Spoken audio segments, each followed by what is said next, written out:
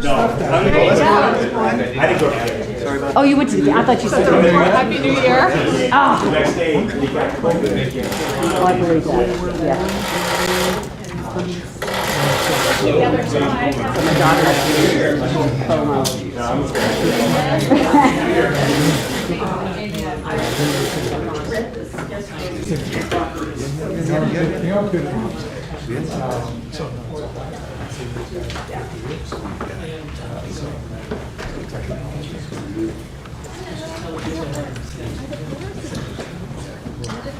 Yeah, they are.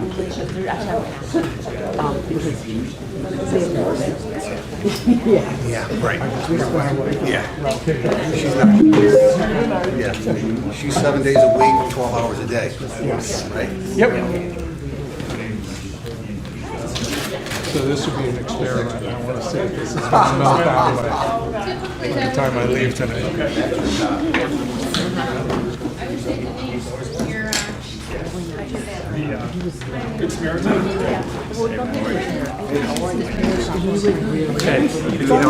See you. Happy New Year to you. Younger ones too. Hey, Laura.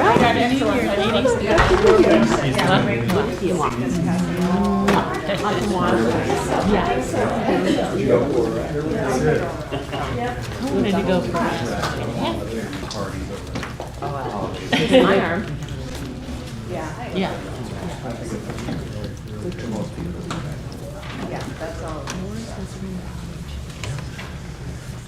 We can go ahead and start with the announcements. For those of you watching tonight's meeting via Diligent Community, the meeting is available live stream via the Diligent Community platform. Public comment is accepted in person. A link to the video will be posted to the Diligent Community website immediately following this evening's meeting. To improve the sound while listening to the meeting, please turn up the volume on your computer and turn up the volume on the Diligent Community site. The meeting packet for tonight's meeting is located on the Diligent Community site. For those attending tonight's meeting, bathrooms are located in the foyer through the double doors. The emergency exits from the room are the door behind you or through the foyer. If you haven't already, please sign the white attendance sheet on the table in the back of the meeting room. To improve the quality of sound, there is a boom microphone in this corner of the room directed towards the commissioners. The microphone likely will pick up additional audience noise and sidebar conversations. If you are predisposed not to hear well, you're more than welcome to move forward. This is not a sporting event. There's no clapping or booing. We're a community coming together to discuss difficult issues in a civil and respectful fashion. This is a business meeting. We ask for your cooperation to maintain decorum. Please be considerate and refrain from interrupting board members and other speakers. Calling to order the January 18th, 2024 regular board meeting. Denise, may I have a roll call at 6:01. Commissioner Hemmings? Here. Commissioner James? Here. Commissioner Rapp? Here. Commissioner Root? Here. Commissioner Tyson? Here. Commissioner Lesson? Here. Commissioner Kodo? Here. Do you have a quorum? Thank you. Are there any additions or changes to the agenda? Madam Chair, Yes. we just talked about this. In deference to a member of our decennial committee, is their ability to move that up in front of some of the other items? So that, I think the items should go pretty quickly. I know that they have a hard stop at 8. I think we should be Okay, able to so you're accomplish aware. that. Yes. You're aware. Yes. Thank you. Not at all. Jim, any other changes, requests for changes? Okay. Financials, Jim? We need a motion first? May I have, yes, may I have a motion to approve the December 2023 financials? Thank you. So moved. Second. Discussion. First of all, Happy New Year to all of you, those I haven't seen prior to now. Welcome back. Wanted to let you know that our financial results through December are very positive. We delivered a positive operating surplus, most notably because operating revenues exceeded budget and operating expenses were well below budget. Our interest income and program fees exceeded budgeted expectations, offsetting the loss of revenue from golf operations. In addition to year-to-year operating expenses being below budget, so too are operating capital expenses and major capital expenses. The combination of higher than expected revenues and lower than budgeted expenses yields $11,039,360 surplus. Factoring out the capital component of that, we are still left with a surplus, a net surplus of $1,465,531. That takes into account the operating loss we experienced in the golf operations. So we had a significantly good year this year, financially speaking. Thank you very much. Any additional discussion for Jim? Let's roll call vote. Commissioner Hemmings? Yes. Commissioner James? Yes. Commissioner Rapp? Yes. Commissioner Root? Yes. Commissioner Tyson? Yes. Commissioner Lesson? Yes. Commissioner Koto? Yes. That motion passes. Vouchers, may I have a motion to approve the vouchers for $690,042.89 as presented? So moved. Second, Second. discussion. Thank you, Commissioner Cotto. Yeah, the vouchers from December 8th to January 11th, as you mentioned, total $690,042.89. The largest notable voucher in this instance was a major capital expense of $248,175 for our Elder and Centennial project up to this point. All the other vouchers are expected at this time, what we expect at this time of year. Any other discussion for Jim? I have some comments, just to note that I did not sign off and approve the Red Barn invoice. I submitted some comments that I had asked to be included for discussion in the packet, which they weren't, so I will send those. And my understanding is that another commissioner signed off on that. It might be good to identify who that other commissioner was. Yeah. It was me. I'll describe the process, and I'll describe some things that I learned about the voucher process and that unfolded that week. So the way that we do vouchers, we choose a commissioner who's the person to review them and then bring them to the board. So no individual commissioner has the authority to withhold any vouchers for any reason once they've been approved by the staff and by the finance director. In this case, we have contracts where we have approved the work, we have used the work, and to deny payment is actionable. These contracts also have late fees. So there was exposure in that case to a potential suit, and there's exposure to late fees. So we don't want to encourage that, number one. Number two, these are lump sum contracts. We approve them as lump sum contracts. They're within the general large amount. This is well within the amount of the total contract. I asked that they be sent to Lauterbach and Amann for a one-off review because I felt that if I was out of town, I wanted them to approve. They came back and said that they were happy with the voucher, with the invoices presented and the voucher authorized payment, with the exception of the subcontractors, whom we don't control. We don't choose the subcontractors, we don't opine on the subcontractors, and we're not entitled to a detailed breakout of information with regard to the subcontractors. So the correct process, if you have an issue with any vouchers, is to present them, bring them to the board, state your reasons, and then the board can decide as a group. Again, it's a group decision. So I just wanted to make that clear. So just to clarify, I mean, that was what I suggested in my memo. So I just want to put that out there. And the other concern that I have specifically is that the permits have not actually been submitted, which was one of the gating items. And it's not clear to me that when we sought audit advice unilaterally by you, that was clearly conveyed. Mm-hmm. So these are our permit drawings. We have not yet submitted for permit because we are in an introductory process with the village. They have asked us to present first. Consequently, these will be the drawings that we take to the village. They have produced the product, we have approved the product, and we have used the product in presenting it to the village. Yes, and I'm not saying that the payment should have been 0 at all. I would just say that our normal process of identification of the noteworthy vouchers ahead of time did not happen. And the invoice was received by staff before that work had actually been presented to the board. So there were a few anomalies, which I won't bore everyone with, but I will be sending them so that they can get I think, I understand that, but I do think you need to be mindful that these are small businesses, and the subcontractors are aware this invoice was actually dated November 3rd. I believe we approved it on at the November 16th board meeting, and we used the word product on the November 16th board meeting.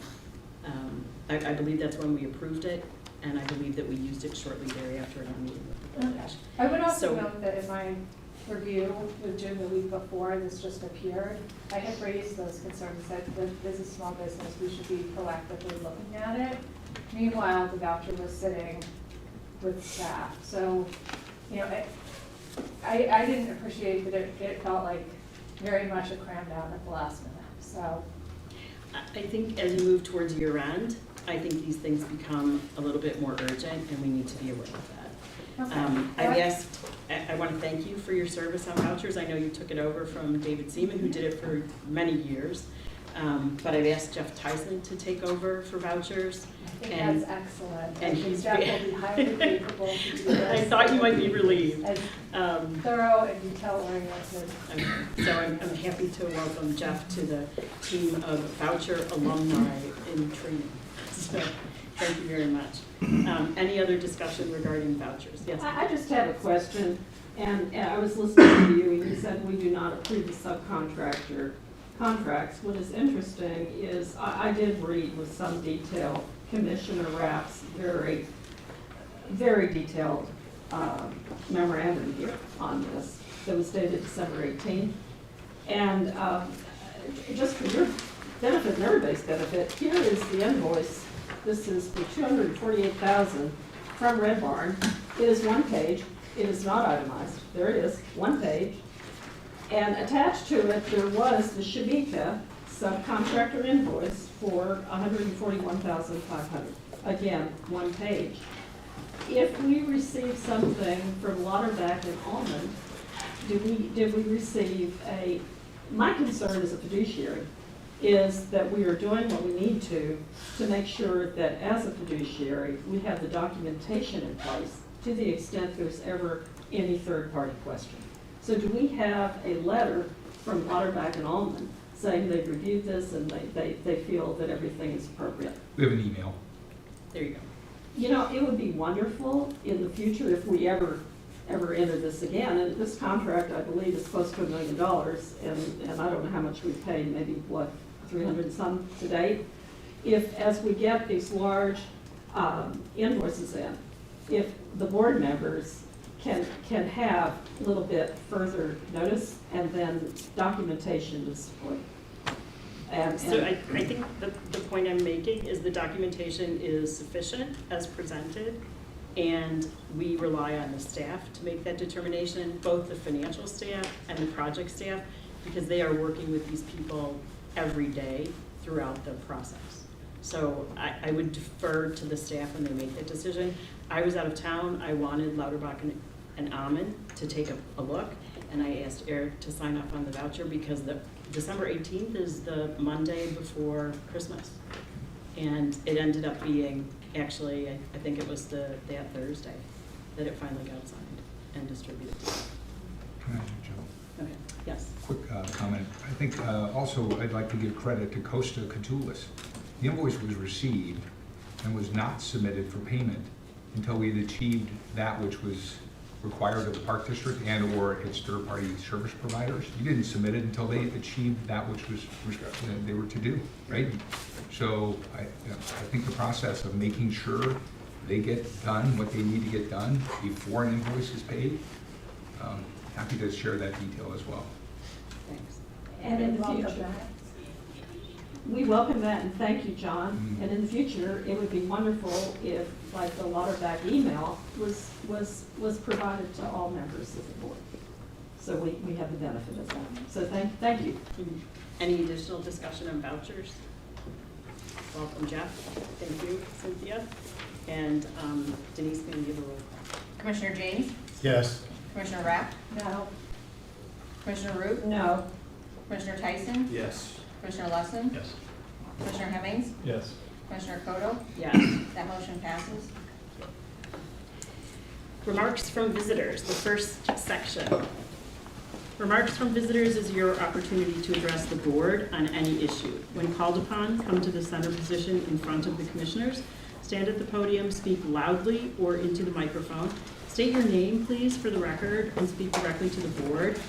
As per the Winnetka Park District's policy manual, as well as the Open Meetings Act and the State of Illinois Attorney General Public Access Counselor's Office, 2011 PAC 17388, please keep all comments less than 3 minutes.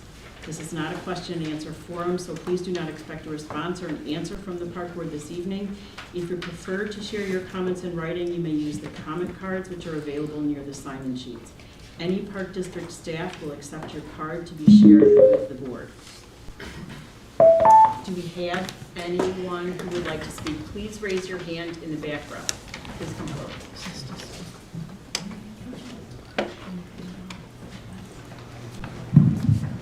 My name is Freddie Johnson. Just want to start off by thanking you all commissioners, for the time and effort you guys put in on what I can only assume is a thankless position, but really do appreciate it. I've been to a few of these meetings over the past year, and I think the last one that I was at was about 2 or 3 months ago. And the topic of the Ishbia donation came up during that meeting, and a couple members expressed some skepticism around the donation, and also some frustration around this Ishbia, I don't want to say maybe debacle, or everything that's unfolded here, and I echo that frustration, and I understand, and I was skeptical as well, and maybe still have some reservations, but my parents moved here about 40 years ago to Winnetka, and they moved here for 2 reasons: the lakefront and the schools. My wife and I were deciding between a house in Glenview and Winnetka about 4 years ago, when we were pregnant with our second kid, and we decided to move to Winnetka because, one, I grew up here, it's a great community, but also mainly because of the schools and the lakefront. So unfortunately, with this Ishbia situation, it seems that we need to coexist. In my discussions with young families like myself, also friends of my parents, friends of my wife's parents in the community, one common observation that I've made is that those that are very excited about this beautiful plan for Elder Beach are for the donation, and those that, and this is very high level, but those that are, against the donation, either, maybe don't know about this second or third draft that the attorneys have put forth, that I've seen on the WPD site, or they're against the project altogether. And so I would just say, though, that having kids spending and working at the beaches for the Park District for many years in high school, it really would be a beautiful thing to have a top-tier beach in Winnetka. So thank you all. Appreciate it. Is there anyone else in the back? And show me by a raised hand if you'd like to come forward to speak, please.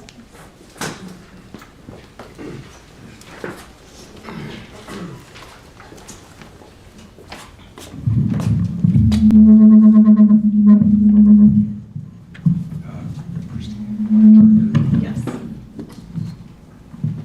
Sorry about that. My name is Adam Lively, and I've lived in Winnetka since 2018. I am here tonight on behalf of my good friend Brad Surratt and his family, and especially his daughter Ava. Unfortunately, Brad, his work travel, is unable to be here this evening. I've been friends with Brad for over 20 years and have spent time with his family, and I'm happy to read his message tonight. For those of you who don't know Brad, he's been a Winnetka resident for 6 years and lives on Sunset Road near New Trier with his 4 children, Ava, Stella, Jonas, and Billy. Brad's daughter, Ava, is currently a 4th grader at Greeley Elementary School, and I've known her since she was an infant. Ava has cerebral palsy, as well as epilepsy, and she requires the use of a powered or manual wheelchair to move around. Here's Brad's message. Dear Commissioners, I want to commend you for working with the Ishbia Family Foundation throughout this process so that Winnetka's vision for a more accessible beach can become a reality. Lost in some of the debate over this project is that in addition to creating a dog beach, you will be creating an access for people with disabilities like my daughter, Ava. Imagine getting to the parking lot of the beautiful Lake Michigan beach and being unable to easily access it because of human-made obstructions or decaying infrastructure. To be so close, yet so far to a great community amenity is quite frustrating, especially for those with disabilities.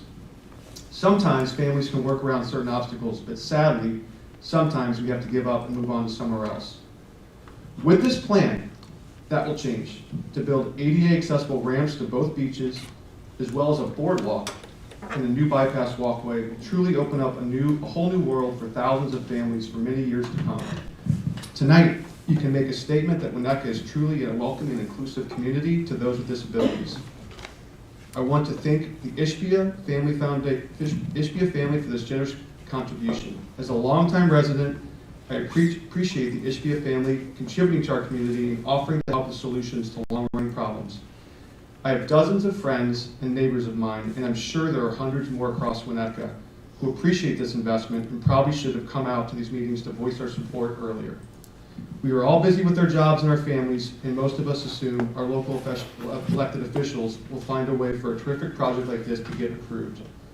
The good news is that it looks like you're close to reaching an agreement with the Ishbia family. It's been a very long process, and I know it's not easy work serving on a local government board. You've all done a wonderful job taking comments and publicly debating the issue, and I want to thank you all for your perseverance. The community of people with disabilities, as well as their families and friends, truly appreciate this project. I hope you will approve this tonight so that our community can move forward. The generous donation from the Ishbia family will help fund this important project and will allow anyone with a disability to participate in one of the most amazing features that Winnetka has to offer. Thank you.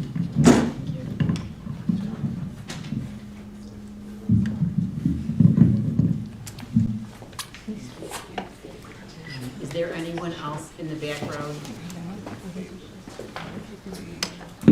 Anyone else in the back row that would like to speak? Should raise a hand. Kim?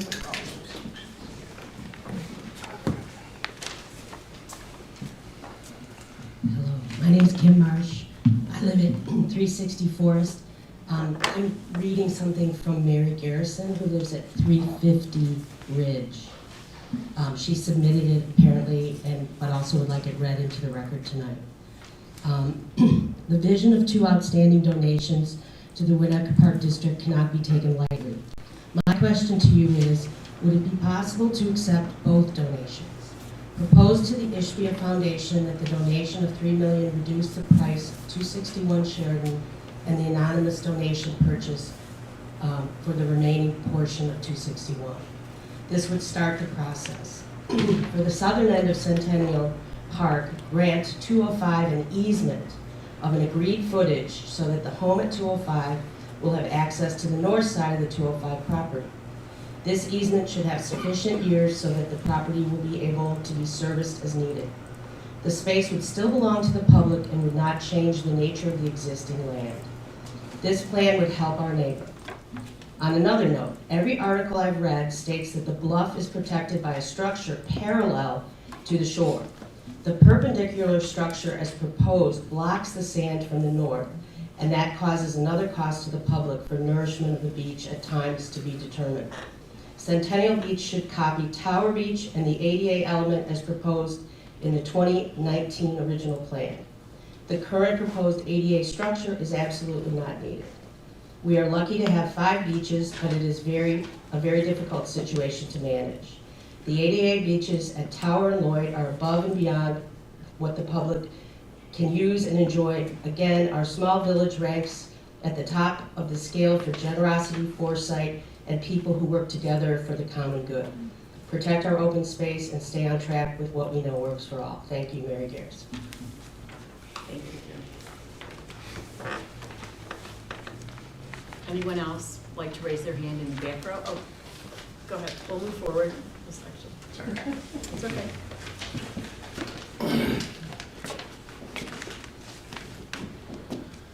Good evening. My name is Stephen Todd.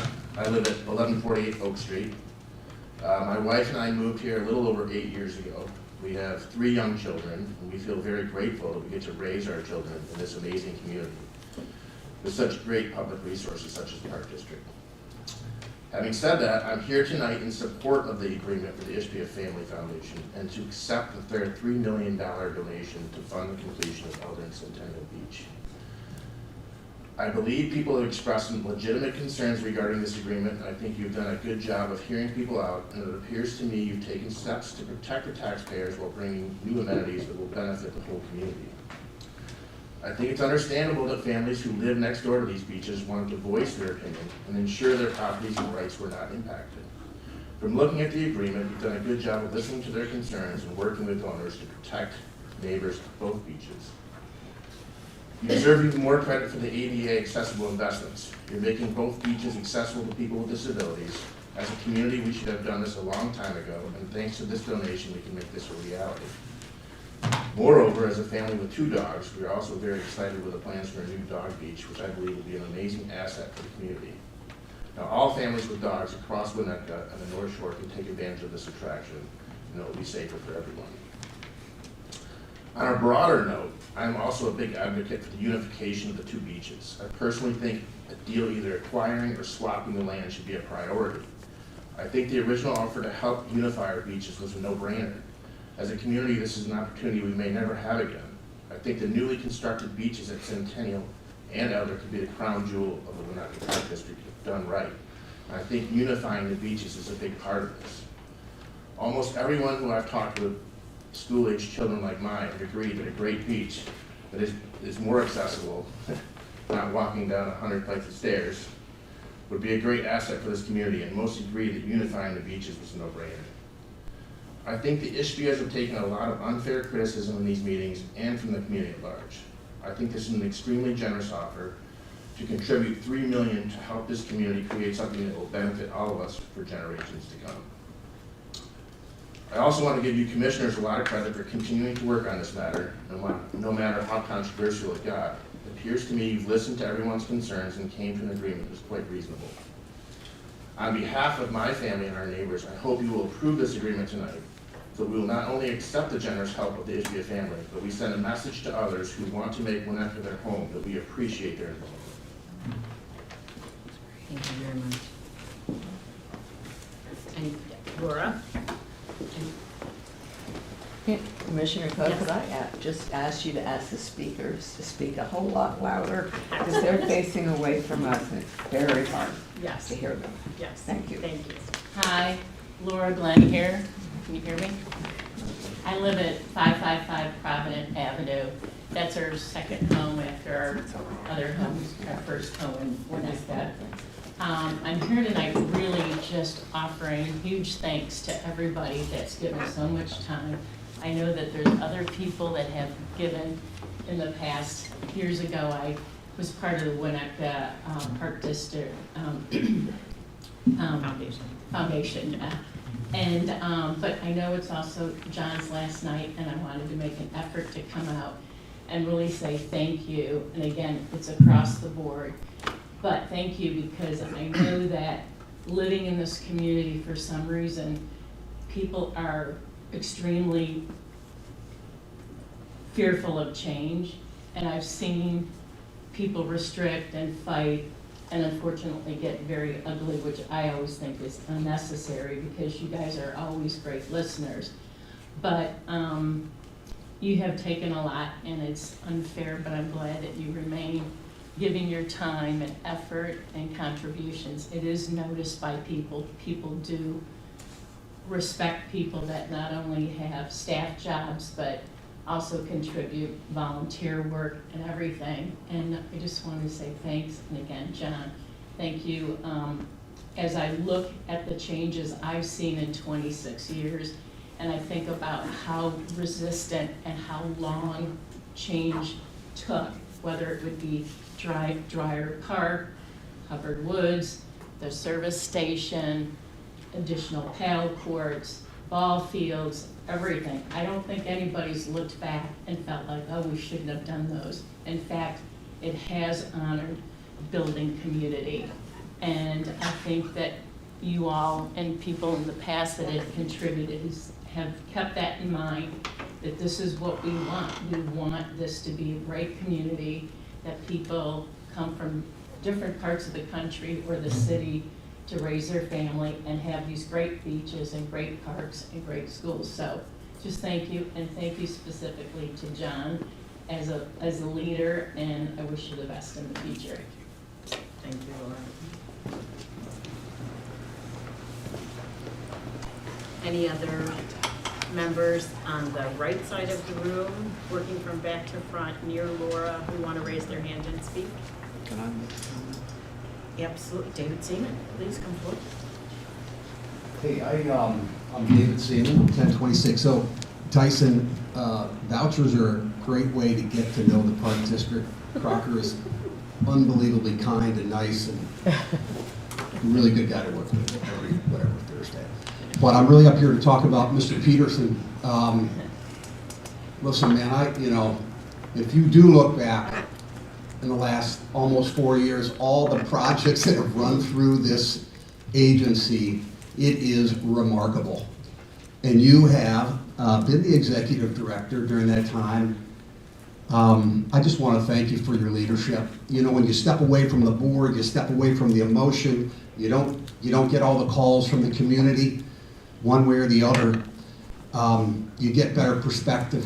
And my perspective about Mr. Peterson is that I don't know, there aren't that many people that could have acted in such a professional, respectful manner that you did. So I think you've done a hell of a job leading this agency. I thank you for that, and obviously, most importantly, I thank you for your friendship.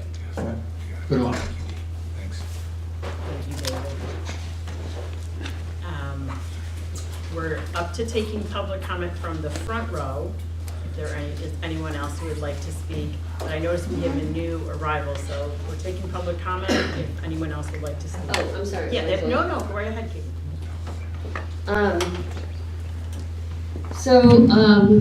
In my opinion, tonight is the defining moment on where people stand, public versus a private individual.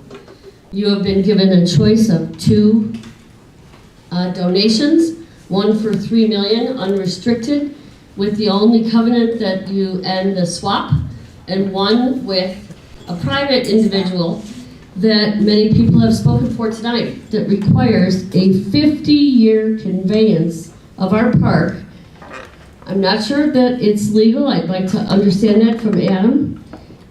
Immense stipulations, restrictions about water fountains and food trucks and walking on our own park, and who goes where and what goes on what end of the beach.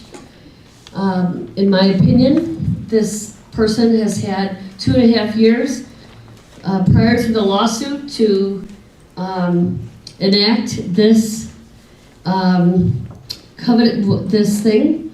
It also, he benefits. He would get, I don't know, is it $24 million worth of rocks in the lake that would give him additional privacy and not give us our United Beach. And let me remind you, we're the ones that tried to unite the beach and buy it outright the first time around in 2006. With a $3 million unrestricted public donation, you guys have to do what's right. This is the defining moment tonight of 2.5 years plus a year of a lawsuit. If you get $3 million unrestricted, you can use it for ADA access. You can use it for whatever you want. You can make pickleball courts. You can make a pool. It doesn't have to go for Elder, but if I were you, I'd open Elder and fix the pier, and I would get this done. But this is the defining moment of your character, of whether you're going for a private or a public individual. And dear God, I hope you go for an unrestricted. I do not want anyone to have the conveyance of our park for one day, yet alone 50 years. Is there anyone else who would like to speak? Vicky. Oh, so, do you want to speak before Vicky, or? Yeah, go ahead. Go ahead. No, please. No, Go, yeah, Susie. go ahead. Susie, come on. Ladies. Age before beauty, no. Age and beauty first. There you go. There you go. Thanks, Cal. Susie Schreiber, former Winnetka Park District Commissioner and Winnetka Park District resident. I'm glad that we're coming to an end and going forward, but I have several, 2 or 3 points for your consideration, and I hope you truly consider this. You have spent a great deal of time over the last 2 to 3 years on the specific issue of the Elder Winnetka lakefront properties. You have a new executive director coming on board February 1st. It would be my recommendation, very strong recommendation as a former commissioner, that you give that new individual the courtesy of not making this decision until she has had an opportunity to actively, not passively, work with you and receive information and comments herself. She's coming in with a lot of issues on the table, which she will work through with you, and I think you picked probably a really, really good executive director, but give her the courtesy of not dropping a huge potential lawsuit in her lap right now. Number 2, the property at Centennial, and it's even on the signage at both Elder and Centennial, was acquired and improved with OSLAD funding. I was on the initial OSLAD group that got that funding in place in the state of Illinois. Those are restricted, those funds restrict your ability, in my opinion, and I would look to current council for their interpretation right now. But those funds mean that that park land that was acquired with OSLAD funds cannot be sold and or exchanged or encumbered by a private citizen. And I may be wrong here, but I know there are some restrictions on OSLAD funded parks. But basically, please take that into consideration and allow your new executive director to also look into that particular point. And the third is, I applaud ADA. Most of you know by this point that I do have a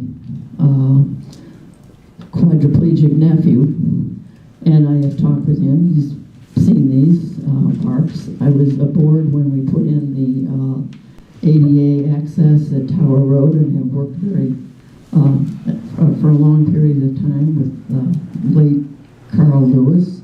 He passed away this June, but had discussed the issues at Elder and Centennial with him many times before he passed away.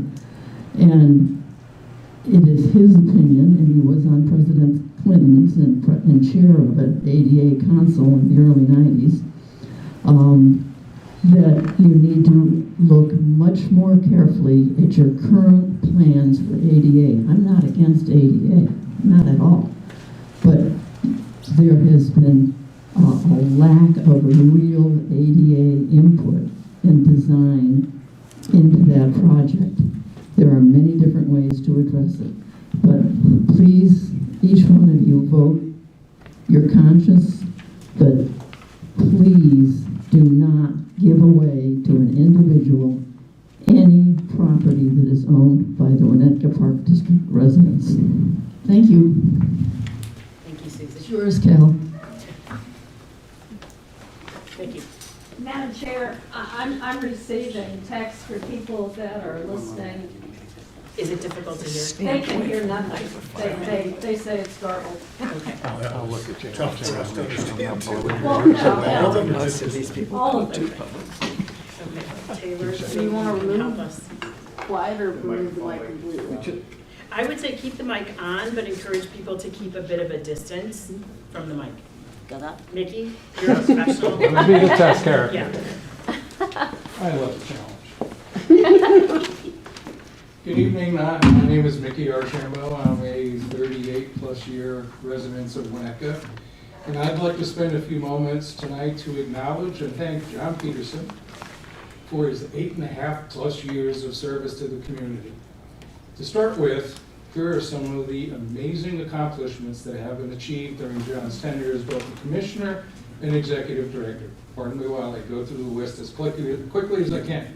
Hubbard Woods Park renovation, Dwyer Park renovation, Nick Corwin Park renovation, Tyrell Road, Bluff Beach staircase and platform, Lloyd Beach renovation, Maple Street Beach platform upgrade, Winnetka Golf Course renovation, outdoor tennis courts resurfacing, Tennis Center new roof and LED lighting upgrade, 2 additional platform tennis courts installations, Indian Hill shelter renovations, Crow Island Woods tree cleanup and maintenance, golf maintenance building renovation.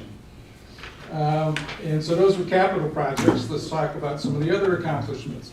Winnetka Waterfront 2030 Lakefront Master Plan, Stormwater IGA with the village for the golf course, Little Doak Field and Crow Island Woods, Kemper Sports Agreement, IGA with D36 for Crow Island Woods renovation, Step and Boat Launch contribution, Women's Club donation agreement, instituted a new policy procedure, instituted new policies that decreased Park District overhead, which was the first challenge she was given, pursued and acquired numerous donations to the foundation, managed every year under budget, including COVID.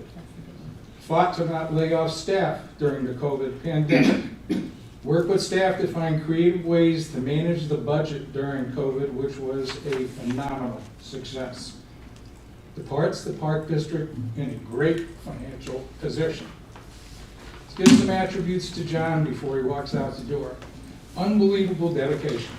Many times in the office down the hall at 5 a.m. and working till very late at night.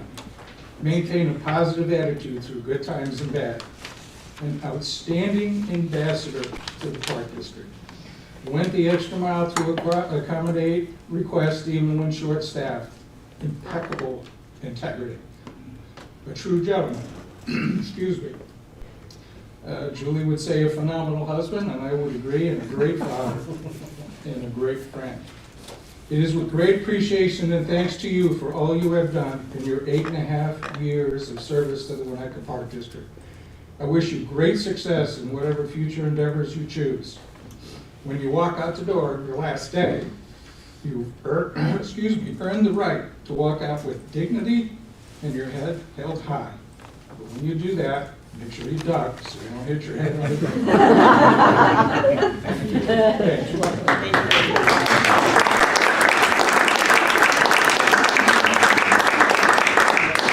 Thank you very much. Thank you, Mickey.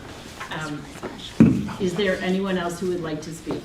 We had a late arrival, and you are more than welcome. Is that okay? Please, yes.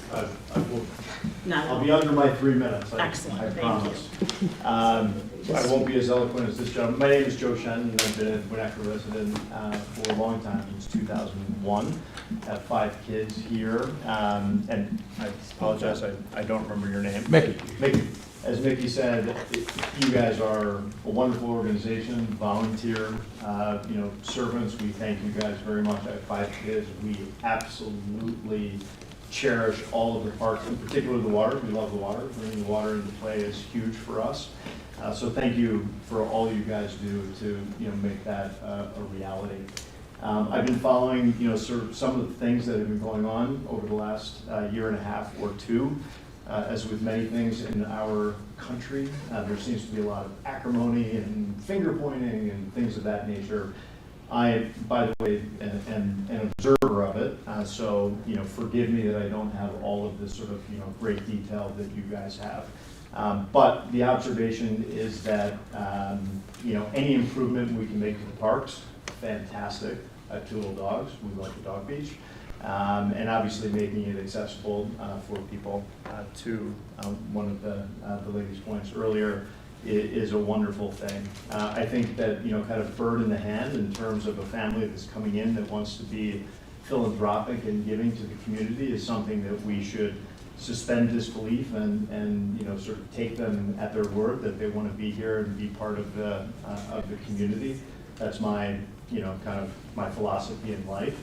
And so I am very much, as is my family, in favor of this donation and the improvements for the park. So thank you guys again for everything that you do. Have a good night. Thank you very much. Do we have anyone else? Please show me by a raised hand if you'd like to speak. Thank you very much. Okay, that closes remarks from visitors, section 1.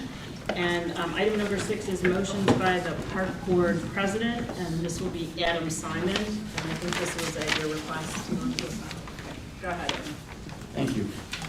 So, according to Robert's Rules of Order,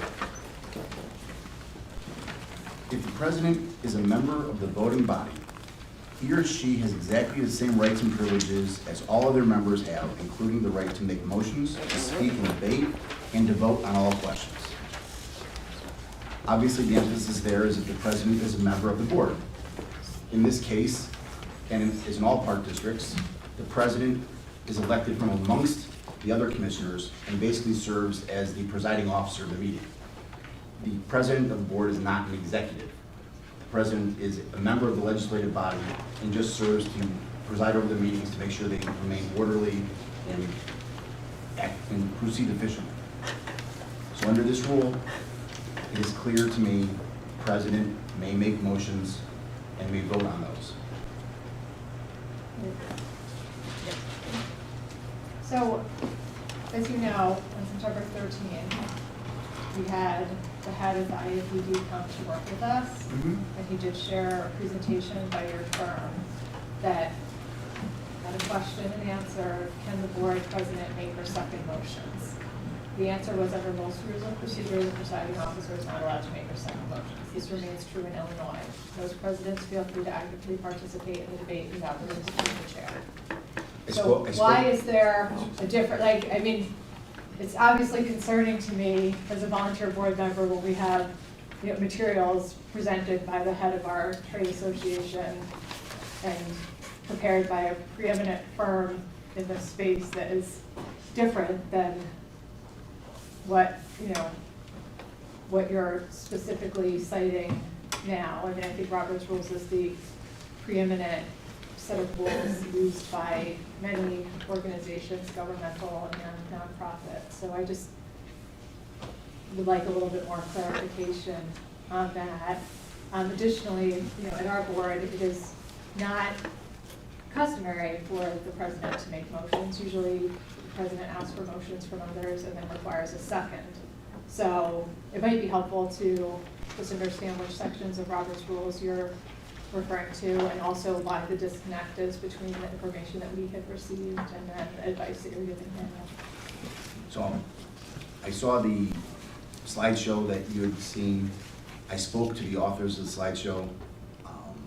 They're partners of mine, and I asked them about the situation that arose, and they expressed that there was no problem with Commissioner Cotto making a motion and having it seconded and having it voted upon. We work with a lot of different public bodies. We work with cities and villages too, and the rules apply differently to them because in cities and villages they have a directly elected executive, and so it's very possible that that slide was assembled from a presentation that was originally meant for cities and villages and was repurposed for park districts. But in a city or a village, the president doesn't make motions. The president doesn't even get to vote on a lot of things. There's only limited circumstances where the president of a village board gets to vote. So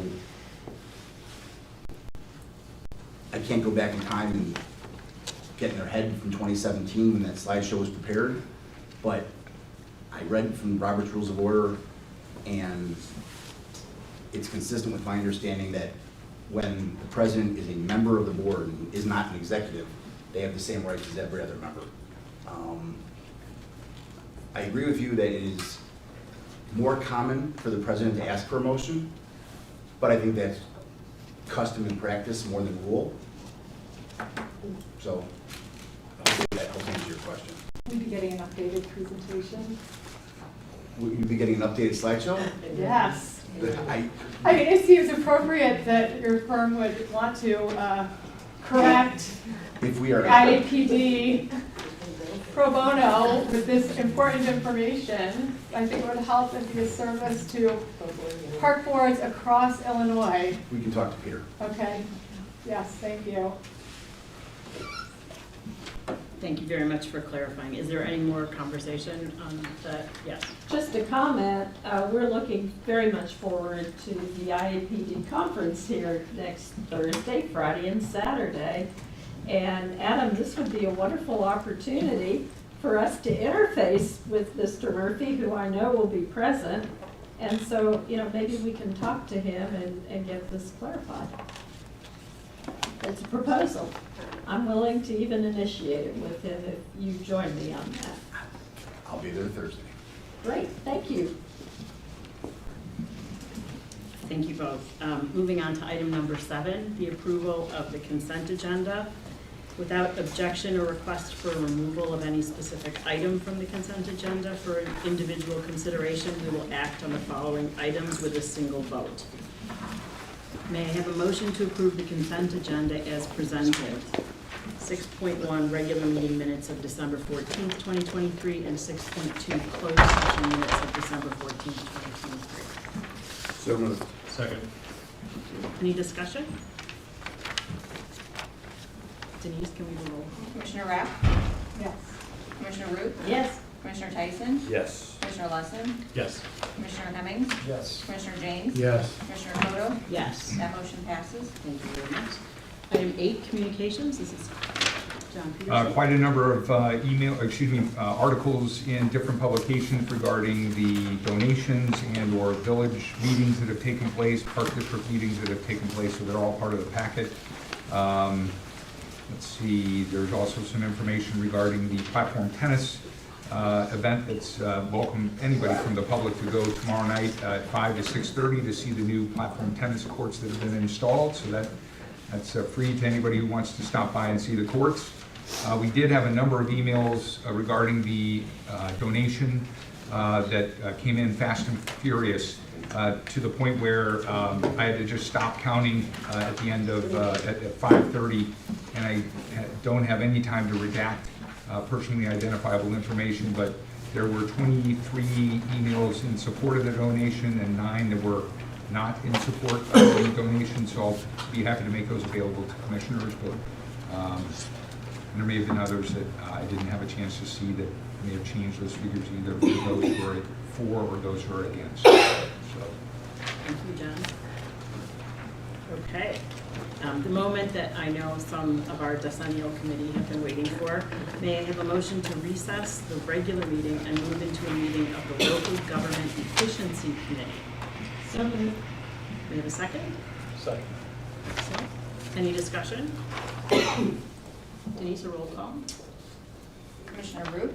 Yes. Commissioner Tyson? Yes. Commissioner Lesson? Yes. Commissioner Hemmings? Yes. Commissioner James? Yes. Commissioner Rapp? And Commissioner Koto? Yes. That motion passes. Excellent. We're going to stop the tape. We're going to start a new recording. 6:15.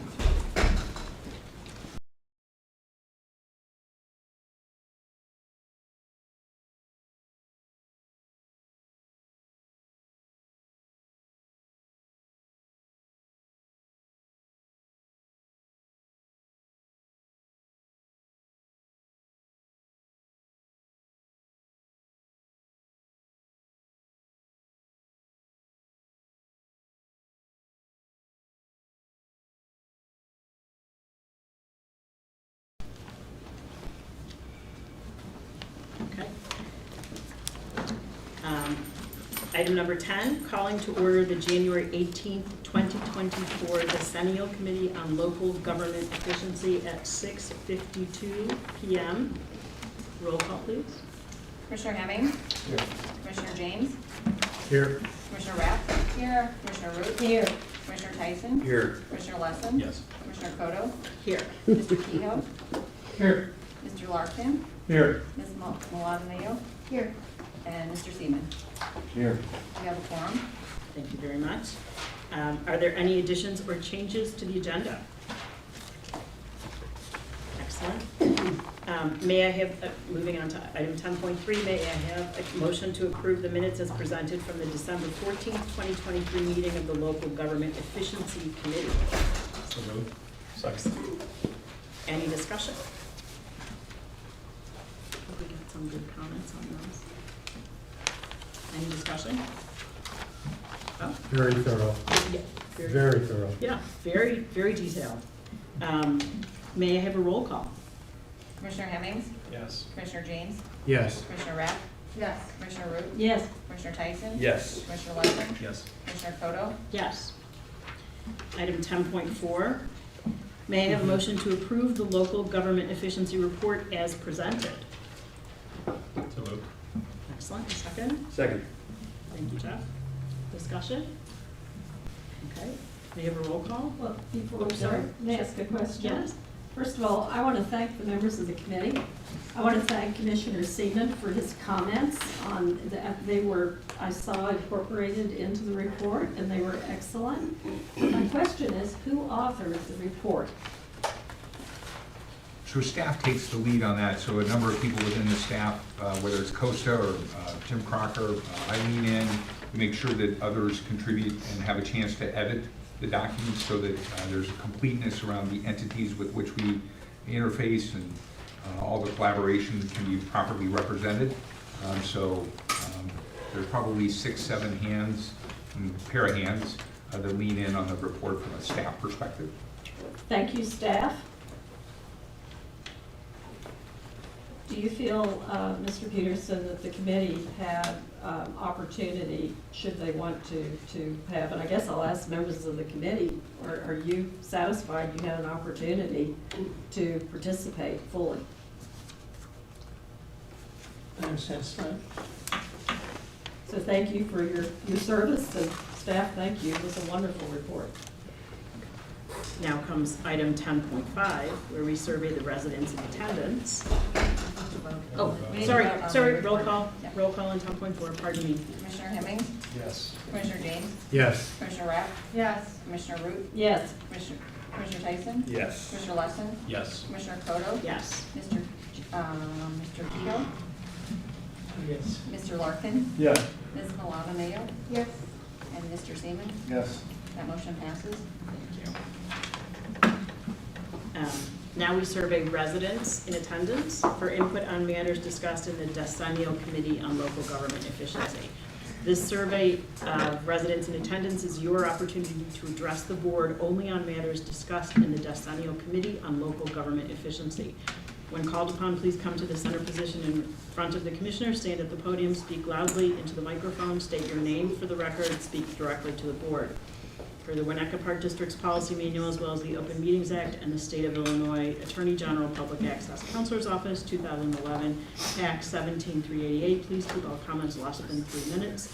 This is not a question and answer forum, so please do not expect a response or answer from the park board this evening.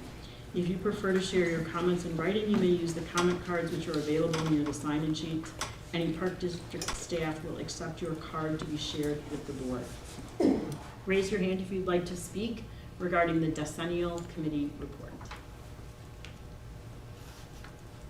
Okay, seeing no raised hands, we will move to item 10.6.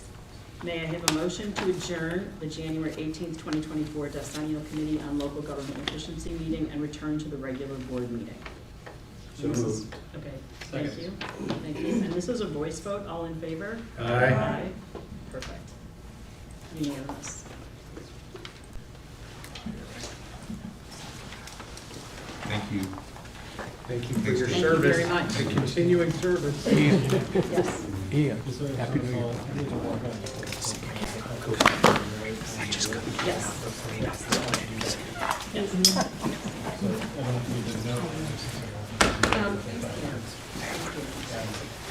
very much.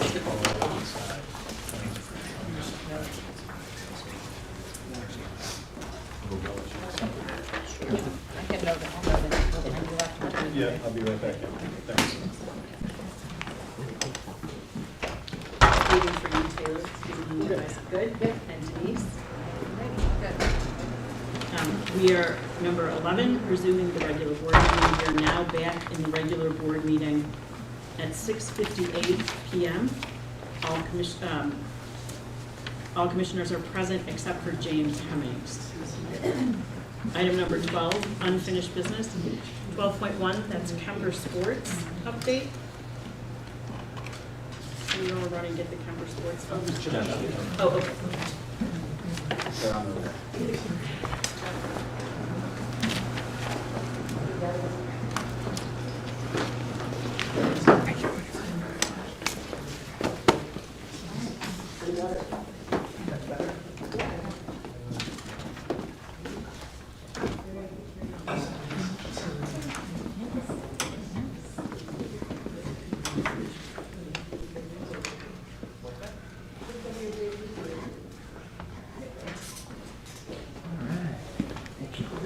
No pressure. Should have given you a little bit more chance. Well, good evening, thank you.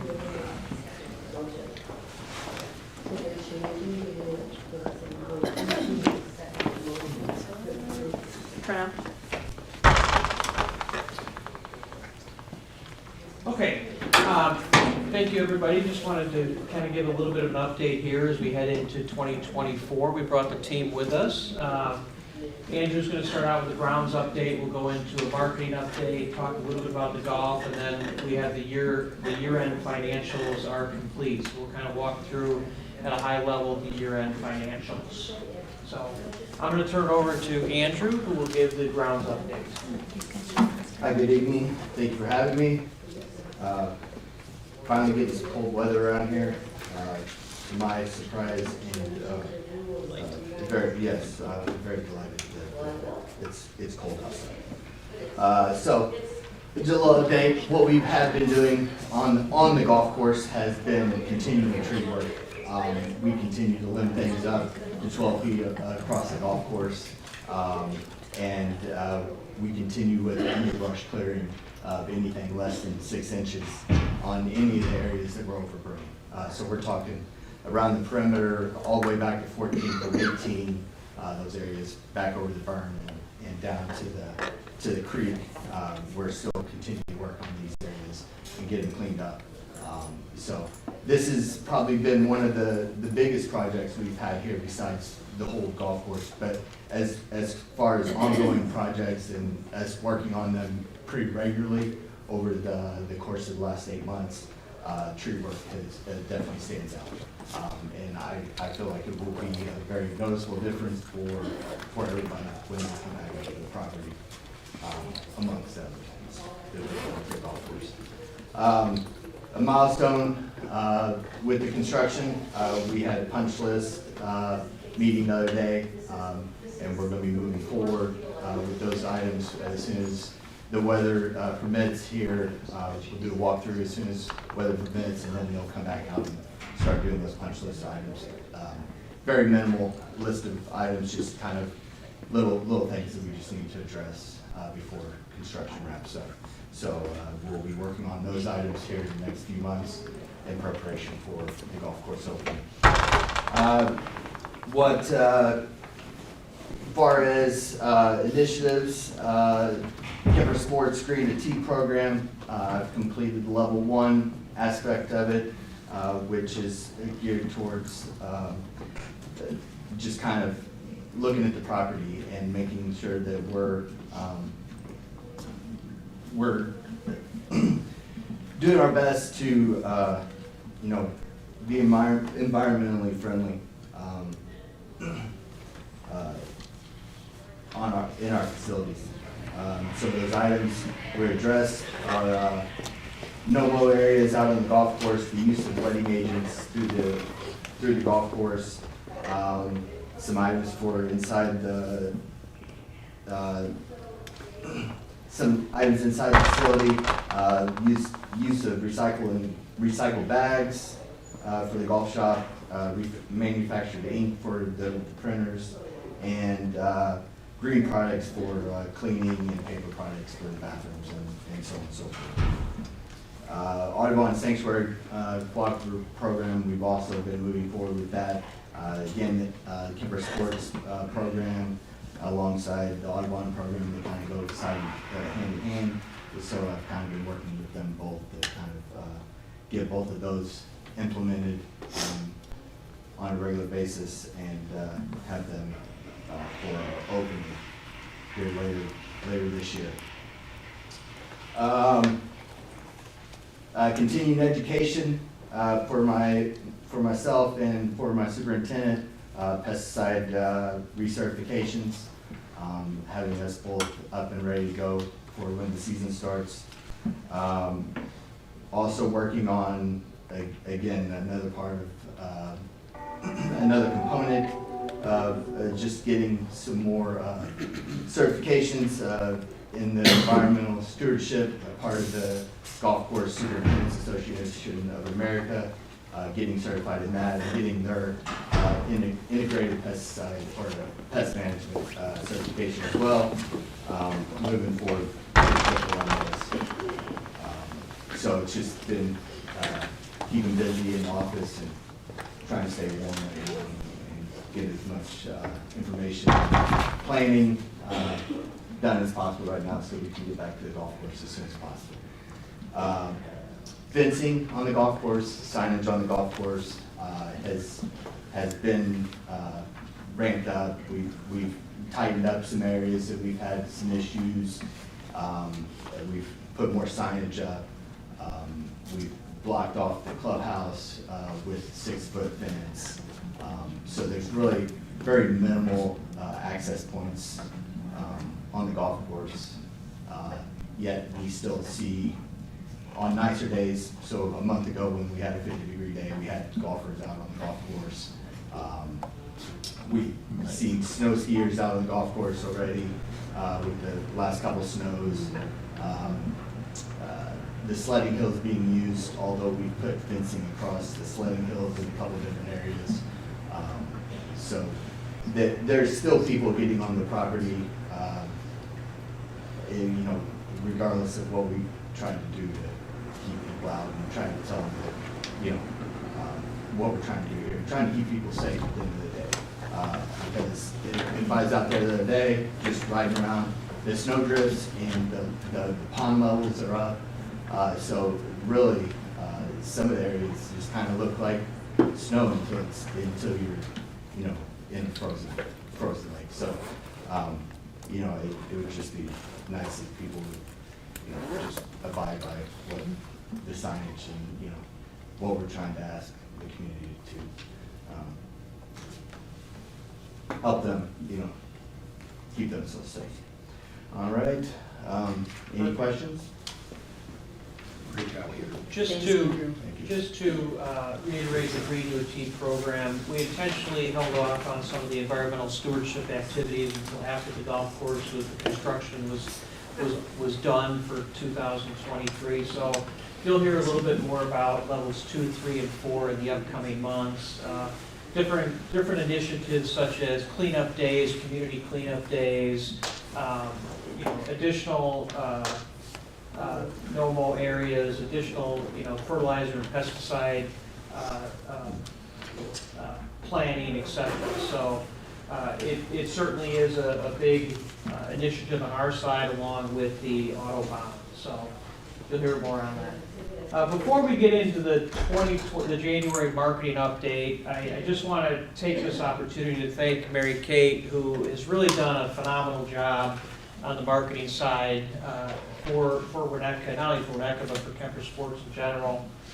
Mary Kate will be out on maternity leave here shortly, so we did bring in B.R. Koneman and Garrett Parker. Garrett's not with us today; he's at a wedding in Indianapolis. But B.R. and Garrett will be pinch hitting for Mary Kate. It's going to take two of them, but B.R. is a longtime marketing expert on our team. Handles a lot of public relations. For our company. He's been with us on and off for 15 years, I think it's been something like that. 13 years and then back. Yeah, and Garrett Parker as well. So we welcome both of them. BR is here tonight, but I'm going to turn it over to Mary Kate, who will give her marketing. Thank you. Appreciate that. So I just wanted to cover a few forward-looking initiatives. So no drone video tonight. Obviously, with the weather and the snow, we'll be picking those back up in the spring. But we did share on the last one, you saw the time lapse, so we'll continue that, keep that going, and probably look to start back in March or April. So dynamic pricing, this is a big priority for us. We'll begin those discussions at the end of next month to implement that when the course opens. So looking at our rate structures there. Communications calendars, so when we have the drone updates again, when the driving range opens, Discover Golf programming will start to send a monthly newsletter again. Until then, we'll send some ad hoc e-blasts, particularly for Discover Golf upcoming here next month as well. We'll continue with social media posting. Obviously, always looking for more content during the off season. It'll pick up a little bit more once construction picks back up, growing and everything like that, and we have some videos too. As we look ahead as well towards the season, so next month and into March, I've already begun the process, but we're refreshing the website. I've been reviewing that with Kate, the marketing team as well, at the Park District, as well as looking at a new refreshed logo as well. So website will remain on the same platform, but just looking at a newer template as we look to, enable the golf course. Also looking towards, doing some paid search efforts and or social media. We'll do those as we get closer to opening as well, but more, in the off season here, everything is organic. But we'll do those paid efforts to promote the opening, and then we'll continue those after the course opens as well. I mentioned the drone video updates. Discover Golf, we're working on getting the programs out. I know they are on RecTrack, so we're working on getting all of those put on our website as well, so we can begin promoting the junior program in the spring. Community tours will pick back up again in May, so we'll advertise those in our newsletters and on our channels. BR will help lead the PR and media relations efforts. I'll jump back in as well when I return from maternity leave. But we're already talking about that plan and put it in our marketing plan, what that looks like for engaging the local community, local media to announce the grand opening. And then just continued cross promotion with the Park District. So I've continued my monthly meetings with Kate, BR, and Garrick. Were introduced to her earlier in the week, and they'll continue those meetings as well to see how we can continue to help each other. So. On the golf side, I'm going to pinch hit for Matt here. I just want to take this opportunity. Matt's not here. It's his birthday today, and he's celebrating his birthday with his family. But I want to publicly thank him for just the 20-plus years that he has been part of this community. That he's put time and sweat equity into that club. He really has done great work there. But I think most of you probably already know that Matt Johnson has decided that it's time to move on, and we support him in that decision. So we have already started the search, both internally and externally, for the next general manager over at Winnetka Golf Club. My resume deadline is February 1st for those resumes. We will certainly do internal interviews. We'll do senior executive interviews as well, and then we'll submit our top candidates to the executive director here and have some interviews with the staff at the Park District level. I would expect to have somebody in place by mid to late March is kind of my goal, most likely late March. And in the interim, Mike Sampson, who's our PGA associate, will handle the day-to-day operations at the clubhouse. The golf course is closed right now. There's not a ton going on at that clubhouse.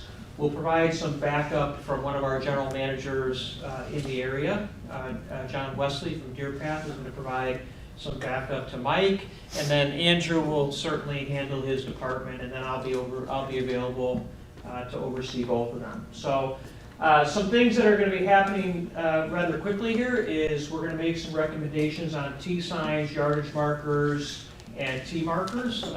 We're heading down to the PGA show and the GCSAA, which are the next 2 weeks in a row, meeting with vendors down at both of those locations, and we'll certainly come back and discuss with the Park District staff, with Costa, with the executive director, what our recommendations are as far as T markers, yardage signs, etc. It will be a collaborative effort, and we'll certainly show the board what we suggest, because those are going to be in there for forever. So, financial update, year-end update on the financials. No surprise, I mean, we're favorable to budget. Net income was a negative $750,000 on a year-to-date budget of negative $1.4 million. So certainly spent less than what we had budgeted. I think, and it's been a theme the entire time, the range revenue was just fantastic. Almost $200,000 in range revenue versus a budget of $160,000. And $200,000 in range revenue is really more than the facility has done when the golf course was open. So I'm really excited to see what this driving range is going to be capable of once we have golfers back on both the 18 and the 9-hole course. Private instruction, the budget was set at $133,000 this year for group. This is group private instruction. We brought in Richard Franklin for Discover Golf, and they did achieve a revenue of $160,000 in group instruction. And that will only grow here as the programs become more and more popular and the golf course opens. Merchandise revenue, $62,000 versus a budget of $36,000. Again, just outstanding. We've been talking with some corporate clients as recently as late as today on some merchandise for next year. Cost of goods sold are favorable to budget, payroll was favorable to budget, and operating expenses obviously favorable to budget. So a great year last year, but that year is gone, and now we're concentrating on FY24, and we realize that. We're looking forward to a great year. So I'll open it up to questions at this time. It's going to be a big year. It's going to be a big year. Yeah, it's going to be a big year. Very exciting. I'm excited for the opening, and BR will partner with BR on the opening, on the grand opening. BR has opened several golf facilities, as have I, but it'll be exciting what we can put together from both the community side, the PR side, and it'll be fun. It'll be fun, and we're looking forward to announcing when that will be. That'll be coming up here as we progress in the season. But we're on track and we're on schedule. And under budget. And under budget. I want to thank the entire team. Special shout out to Matt for his years of service. We will miss him. He's been a great representative of the community. But I'm glad that we have Kemper to conduct the proper search for his replacement. Andrew, Mary Kate, be our welcome. Andrew, tremendous commitment, outstanding. We get the reports regularly of your work above and beyond to deliver an exceptional course. And Kate, for getting the word out. Thank you. I mean, the results speak for themselves that you're driving people to use. So look forward to further success. Thank you. Appreciate it. Thank you, everybody. Have a great night. Thank you. Moving on to 12.2, Elder Lane and Centennial Project Update. Costa. Christina, thank you. Currently today, Park District staff is paying close attention to the ordinances that the village are working on currently through Village Council, especially those related to the steep slope area along Lake Michigan and how those are going to affect our project that we have put forward and is voted on by this Park Board to continue progressing on. In the background, the project team has continued to work towards our goal of implementing the project, getting ready for the special use permit process. There has been a lot of discussion and review with the Lakota team, as well as with myself, figuring out the best approach to that process. But until the Village Council ultimately decides and approves whatever language will be in the final ordinance for the steep slope, we're still kind of working through those, that special use application, not knowing exactly that final resolution will come on that. So we're still working towards that. In the background, Matt and his team, Structural Westbrook and to a lesser extent, Shaving Associates, are working towards the construction documents currently. So the work that needs to be done, geotechnical work, as well as the structural engineering work to support our lakefront improvements is still ongoing. We're still preparing our CDs, construction documents, as discussed and approved by the Park Board, and we will continue to work towards that goal. Holding back on a few items until there's certainty as it comes through with possible changes, but we're still moving forward with the plan as approved by the Park Board, dating back to the October 19th Park Board meeting. If there's any questions that I can answer this evening, I'd be glad to. Otherwise, more to come in the near future. Go ahead. Have we received yet a construction easement across 261 Sheridan? We have not to date. Can you tell me what the status of that is? That the project is in review by their consultants, and based on the last correspondence, we're waiting to hear back their final determination on where they land on that.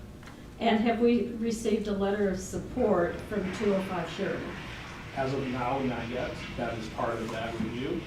We have received a letter of support, a letter understanding of the project from John Edwardson, south of Elder Lane Park, today. Is there any reason why we haven't received the letter for 205 Sheridan? I can't speak on their behalf. We just haven't received it yet. And we don't know what the status is, other than they're looking at it. They're reviewing, and it's currently under review. Thank you, Krista. We're hoping to schedule a meeting with the village, specifically to talk about the stormwater pipe outfall.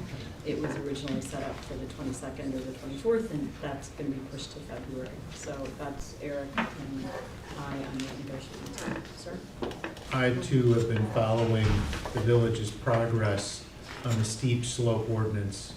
They considered it in November and again in January, and I have the red line draft. I have expressed some concerns, and start with an understanding that in the village of Winnetka, the zoning ordinance does not accommodate publicly owned properties. So whether it's the power plant or the school or the church, they're all zoned residential. So our parks at Elder and Centennial are zoned R2 residential. And this ordinance is drafted speaks to residential properties. I have expressed concerns to council and to staff that in all of the other jurisdictions, DNR, Army Corps, public agencies are treated substantially different with respect to improvements along the lake, recognizing that we are advancing public access, including, most importantly, ADA accessibility. We've had discussions, I know that staff has had discussions, and I believe it is important that there be specific accommodation for ADA accessibility and recognition also for emergency and maintenance access, which is an important factor. We've received comments from the public about some traumatic and tragic events that occurred within the past 2 years, thus heightening the concern for safety and access for emergency personnel to get down there. So I have talked with President Cotto and had a conversation with council, and I think that you staff had a meeting discussing the same.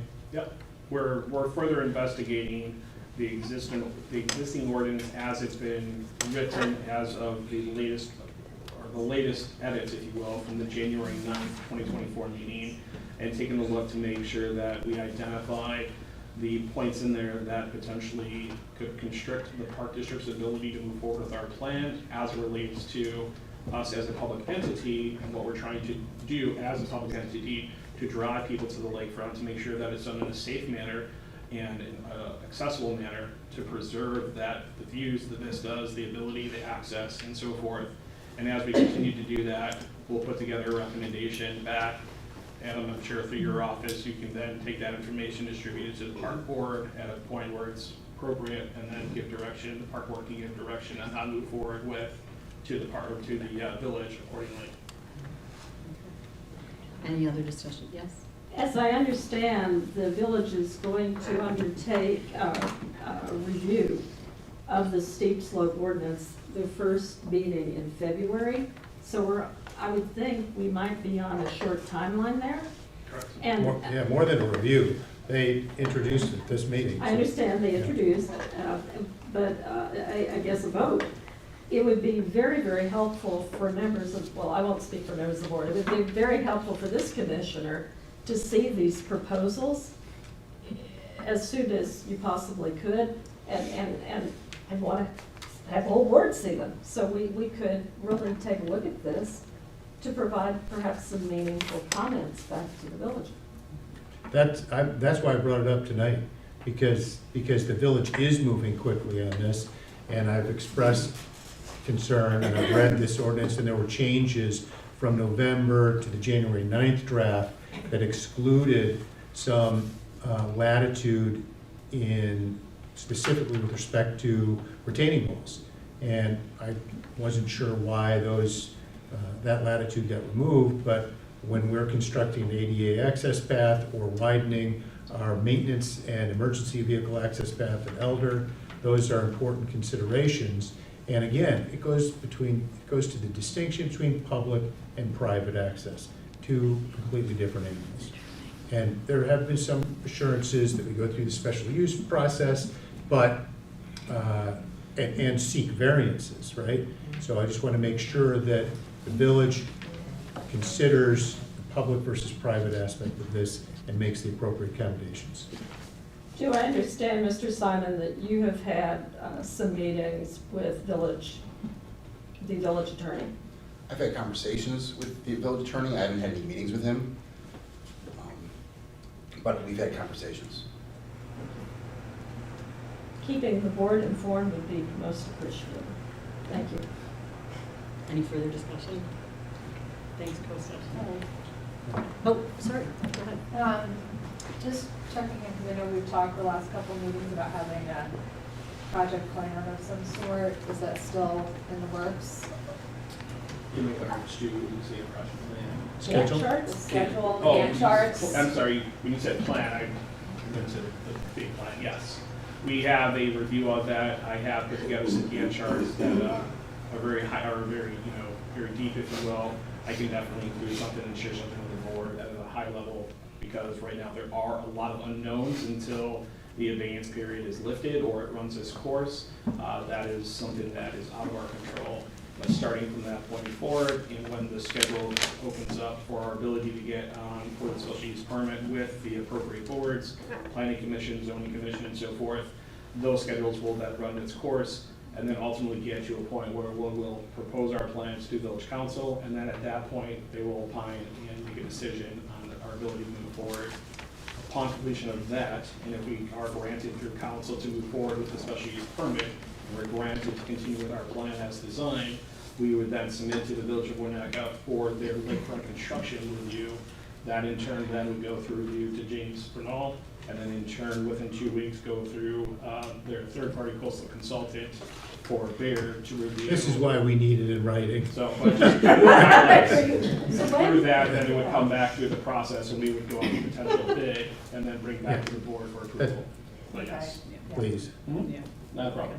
When is the IDNR permit?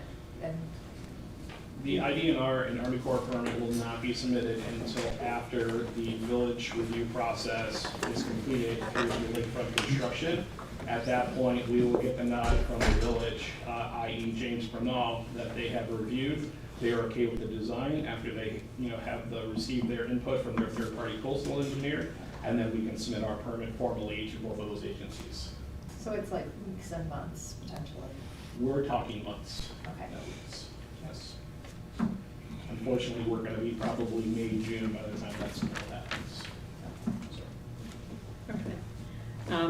Moving on to item number 12.3, discussion of donation by anonymous donor. James? Thank you, Commissioner Cotto. Commissioner Cotto and I and incoming director, Ms. Zoll, had a nice conversation with counsel for the anonymous donor. Mr. Romanoff, who I believe is here today. Nice to see you. Thank you. You've had some rest since your trip back now. A little better, thank you. And we've also had, I think, some productive back and forth over email, and we thought collectively that it was time to perhaps bring these developments to the board for discussion on whether we want to continue to further pursue, or whether there's further thoughts in terms of how we want to continue to pursue. I think the lump sum of really where we're at is well encapsulated in the email that's in the board materials for this particular session, but for the sake of repeating, it appears that we have an anonymous donation for $3 million, put an asterisk next to that for a second, with two at least conceptually hashed out conditions. One, that we don't transfer any part of Centennial or Elder Park, i.e. in this particular instance, what is, I think, being considered here is the property exchange agreement with Mr. Ishbia. And number two, and I think I'll just quote from the words in the email, so long as that we do not enter into, we do not enter into any agreement, easement, or similar restriction with a private party that restricts the design, modification, or operation of the park. And those are the two, I think, conceptual ideas. Now, how that really gets boiled down to words in an agreement, I don't think either party has gone that far yet. There's been some discussion with respect to the effect of if we were to terminate the property exchange agreement with Mr. Ishbia, would the anonymous donor be willing to indemnify us or defend us in the case of a further lawsuit? And I think gracefully, the donor, I think, recognizes that possibility and has asked for further information on it if we feel there's going to be costs associated with that kind of activity for a further discussion. That's essentially where we are. There's other points up here and there that we asked questions on and that answers were provided to, all accessible to the public and to the board, of course, in that email. And I'll stop there and sort of open it up. But it's been a very nice and I think productive discussion thus far. We've asked, it's clear that there's less familiarity with all of the details of this project, which is understandable since it's come about in the course since October. And so we've asked for a meeting wherein the anonymous donor could remain anonymous and listen to a presentation from Costa together with Shannon Nazal, and we could go through the elements and why we have made the independent and thoughtful choices that we have made regarding each of the elements. And we don't yet have a date for that meeting, but that's something we very much would like to advance this conversation. So we stand ready to receive any dates as our next point of conversation, contact. Yeah, and I think that's an important discussion for the purposes of really having everybody on the same page, seeing eye to eye in terms of what would be encapsulated by a condition written into an agreement. If we can have that meeting, it would be fantastic. I think just for everybody to make sure we're on the same page as we go forward, but that's where we stand. Thank you. Any questions for James? Thank you for the overview, James, and Ms. Romanoff, thanks for coming tonight. You said $3 million with an asterisk. Could you expand on that? Yeah, the asterisk is what I was talking about with respect to the potential for there to be more if we were able to articulate a basis for dollars in need of defending or indemnifying us in the subsequent action that is forthcoming because of an act we take to fulfill a condition of this proposed donation. If we go and affirmatively terminate the property agreement, Mr. Ishbia decides that he would like to enforce that in court, we will of course have some expenses associated with that. That's the sort of thing that I'm talking about, and I think the donor is open to having a conversation about. At least that's what it seems to me, based on the response that was given. But the incremental addition to the very generous donation is not necessarily tied to an indemnification of legal costs, correct? I don't know that there's an offer above and beyond 3 million. Okay. At this point. I wasn't sure from No. the email back and No, forth. no, I think the email speaks for itself, which is to say that I think there is recognition, even by the donor, that there is potential consequences to fulfilling the conditions associated with accepting this gift, and an understanding that there may be a cost associated with that, and I think an understanding that there may be some desire by the Park District to ensure that the 3 million is used in a way that I think the donor would want it to be used, and not just for paying legal fees to deal with the condition of the donation. Ask one other question. Was there any discussion as to whether there would be need for a restrictive covenant associated with this gift? Right, there's no restrictive covenant suggested.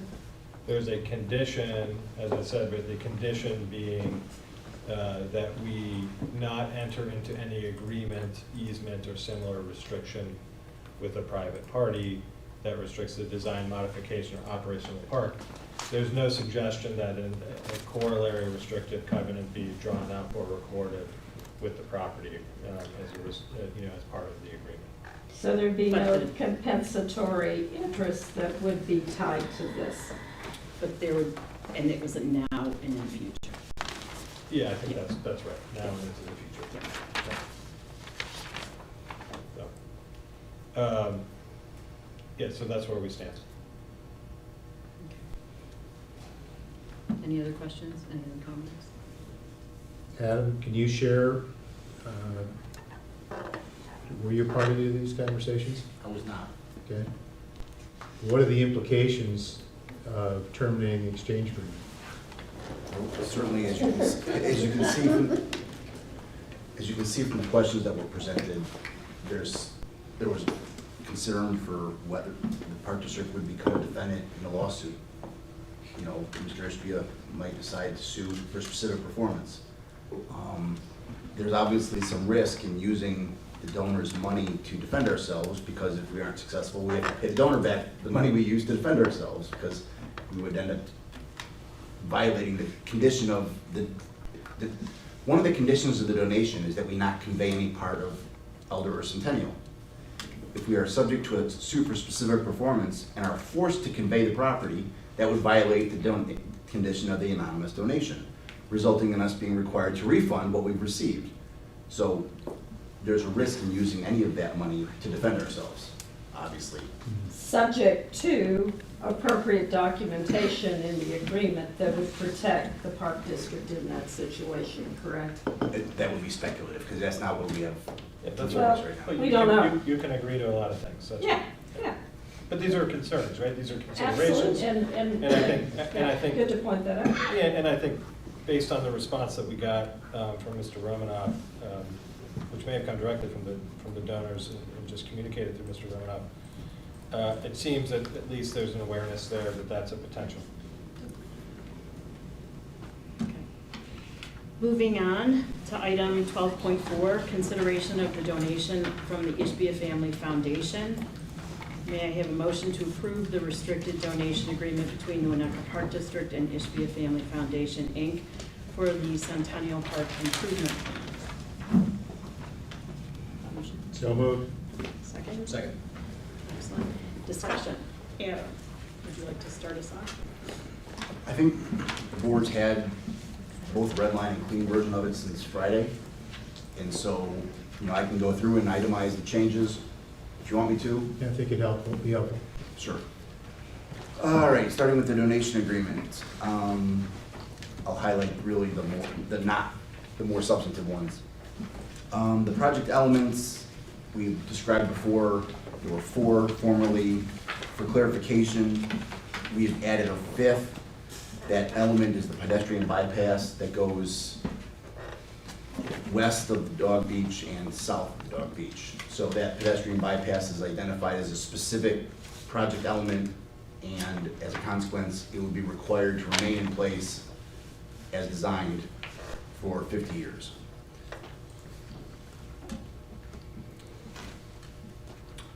Next, the big change is with respect to the arbiter. Mr. Peterson is still nominated as the arbiter. However, in lieu of Mr. Peterson naming a successor, whenever Mr. Peterson decides to resign from that position, or if there's a conflict of interest that arises and he can no longer serve, in lieu of having a successor arbiter, we would refer disputes to an independent arbitration system. AAA, ADR, one of the conventional alternative dispute resolution processes that hosts binding arbitration. So this way we have some more, we know for sure who the current arbiter is, and we avoid the problem of having some unpredictability as to who the arbiter might be to succeed Mr. Peterson, and we don't have to fight over who that is in the future. We did define what a conflict of interest might mean. That might serve to disqualify the arbiter. It means that the arbiter's pecuniary interests or monetary interests compromise the arbiter's judgment in fulfilling that role.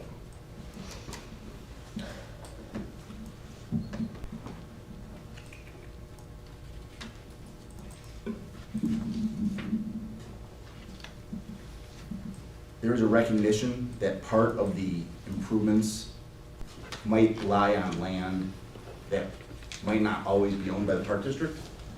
And so there's a requirement that the project elements, once constructed, will remain there as built, no matter who the owner is. So in the event the land exchange goes through, the dog beach remains there, the pedestrian bypass remains in place, so we guarantee pedestrian access across the beach. Wanted to highlight that. That was a question last time. That was your question.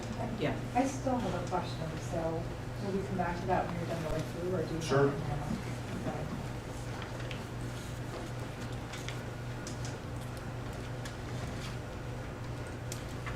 There was a lot of discussion in the past about the risk of having to refund $3 million. After very lengthy negotiations, the agreement that the IFF has offered the Park District includes that. So it is what it is. Can you clarify? There's a liquidated damages provision. It's still in there. And it applies to? In the event the dog beach or the dog beach perimeter fence. I didn't read it that way. I read the liquidated damages. I'm sorry, provision it's, applies to the you're right, the dog beach, Yeah. the dog beach, the liquidated damages applies to the breakwater system. Only to the breakwater. Only the breakwater That's system. to me, that's a really No, that's- significant issue. That is correct, I It's a apologize. significant issue. That's the least likely element to go away. If there's a finding that the restrictions that apply to the ADA pathway, the dog beach, the perimeter fence, do not remain in place, then specific performance is the remedy. And for lay people, That specific means they can performance. get an injunction to force us to put it back. Right. Correct me if I'm wrong, Adam, but that works to protect us as well as it's a request of the donor, Yeah. right? Because regardless of who owns it, those elements that we've identified, those 5 elements, are protected for 50 years, both for our benefit, the access path, the dog beach, et cetera, as well as for his benefit. So to me, that's a very reciprocal set of constraints. The last thing I would identify as a change is the last paragraph. In the event there's a dispute between the parties and there's litigation or arbitration that ensues, the party that prevails will be reimbursed their attorney's fees. and that's designed to make sure that the parties act judiciously and not frivolously. You have to make sure if you proceed, bring a dispute, that you're confident you have a good faith chance to win. Because if you file a frivolous claim and lose, you're not only gonna pay your own fees, you're gonna pay the opponent's fees as well. So, The English system. that is correct. Thank you. Um, I'm sorry. Let's do questions with the donation agreement first. We'll save the restricted covenant for later. Okay, go ahead. Thank you. I have a few, so, I'll start with the bypass. I don't believe that the Ishbia Family Foundation can grant the bypass should the property exchange occur, because that is held by Orchard 2020. So it's a different legal entity, so I would think that you would need the assent of Orchard 2020 separately from the Ishbia Family Foundation, because you're dealing with two separate incorporated entities. We are being asked to record a restrictive covenant against the property we own. So they aren't recording it against our property, we are recording it against our own property. So we don't need anyone's consent besides our own to record a restrictive covenant. But after the exchange occurs, that segment. They would segment be of that will taking not it, they would be taking it subject to the restrictive covenant, because it would be recorded before the exchange occurred. Or it might be, yeah, so. So you're certain? The covenant would run with the land, Okay. so that the next owner and the next owner and the next owner would have to be subject to it. Okay. And just clarify, you can't really sticker the elements that we've decided to identify as the elements we want to protect both ways. You can't really put a sticker on them and say, these are the elements. They have to be recorded with the land deed, and then they have to travel with the land. But there's a description of them in this document so that any restrictions are simply constrained to these 5 elements. So it's a very narrow constraint that I believe serves both us in the event of a swap and as requested by the donor. So I think it's a very even situation. You may have more questions, Cynthia. No, I do. I did omit something, I should have mentioned it, so, because it's important. There's a new section, there's a new paragraph added to section 7. The parties agree that the restrictive covenant shall not result in or create any limitation on the park district's discretion with respect to the use or improvement of any part of Centennial Park which does not comprise a project element. So, except for the project elements, we retain all of the power we have always had to control Centennial Park. Second, the parties further agree the restrictive covenant is not intended to convey any interest in property whatsoever. And third, IFF agrees to record a release of the restrictive covenant within 30 days following the occurrence of any of the following events. 1, the restricted donation is not paid, but for reasons I'll describe later, that's a little moot. And second, the expiration of the restricted period. So there's a guarantee that when the restriction ends, party will release the covenant and it will go away. So sorry, that was something I omitted from my original report. No, that's important. Go ahead, Cynthia, you had some more questions. How does this agreement end? Like, I know with the property exchange agreement, you know, like, there's no termination. Like, let's say, like, we agree to this now, there's a lot of uncertainty about, you know, going through public comment with 4 other governmental entities that may require changes for one reason or another. It could take a long time. Any one of those paths could end up in litigation for something or another. So, like, how does this agreement end in those situations? It just hangs out there? Like, what's the timeline on the sole discretion to decide if those agreement changes are acceptable? What's, you know? So before, at the point, when the point comes where we have permits, you know, fast forward to whenever it is we have permits, and we've gone through the village and IDNR, Army Corps ad nauseum, we would share the plans that we have permits for with IFF, and they would have an opportunity to review them to make sure that the project elements that are identified are still there and where they are intended to be. And at that point, they have a chance to say, forget it. We think it's changed, we're not gonna give the donation. The term agreement ends and the covenant never gets recorded. So it just dissolves. Why would we not just wait to sign it until we have that? That's a business question. Because we have, you know, our current litigation, which we should know something more at the end of February, something. And we have those other agency comments. I mean, I just feel like it gives yet another open-ended, one-sided option. So it's. We have an option as well. I mean, we have off-ramps as well. If we decide not to build these elements. We have off-ramps.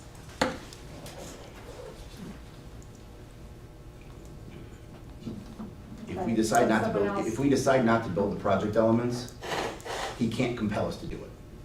Correct. Or they can't compel us to do it, IFF. It's always good to remember that we have choices, various nodes throughout this process. That is the underlying premise of the agreement.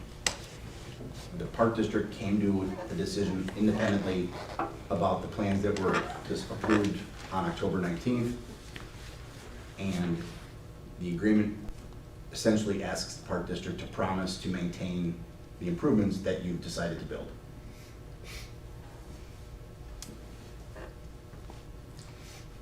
Okay, someone else can ask their question. Do you have more, or you make it? I may, but for right now, it's. Anyone else? I have no questions. James, you're good? I don't have questions, I have comments whenever that's the appropriate time. John? No questions. All right. Warren? I'm going around the room here. Go ahead. Colleen? Warren? No. Do you feel, as an attorney, that this district has done the level of due diligence that is necessary for us to make the representation of warranties that are required in this agreement? And here's a question. As I understand, we are still under a standstill agreement with respect to the Shreshan lawsuit. If we enter into this agreement, and if we encumber title on Centennial with the restrictive covenant, will we be violating that standstill agreement? It's my opinion, the answer is no. Are- We are not conveying interest in land to anyone. I understand that, but we are, with the restrictive covenant, providing a compensable interest. I don't know what that means, compensable interest. In other words, if we violated money, there are potential money damages for the Ishbia Family Foundation. I just want to make sure that if we're signing this, that we're not opening ourselves up to yet another lawsuit. Our agreement in the pending litigation is that we would agree to give notice at least 60 days in advance of any closing, so that there would be an opportunity for hearings on a preliminary injunction. So the answer is no, we're fine. As I stated, yes. And I love it when you give oral counsel. I would love it even better if we had an opinion of counsel that is on Ansel Blake letterhead that says, in reviewing the representation of warranties that we are being asked as a district to provide, that you believe we are in full compliance. This brings me to my next question, and something that I should have focused on earlier, but I didn't.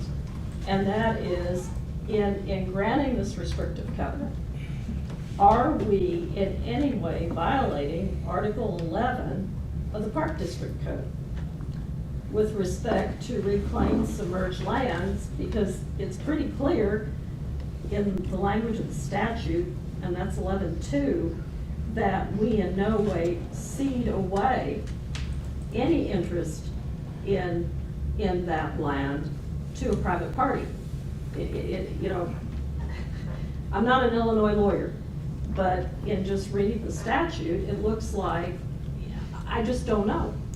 By granting a restricted covenant, what are we ceding away land that belongs to the state of Illinois, by which we as a park district have custodial responsibility?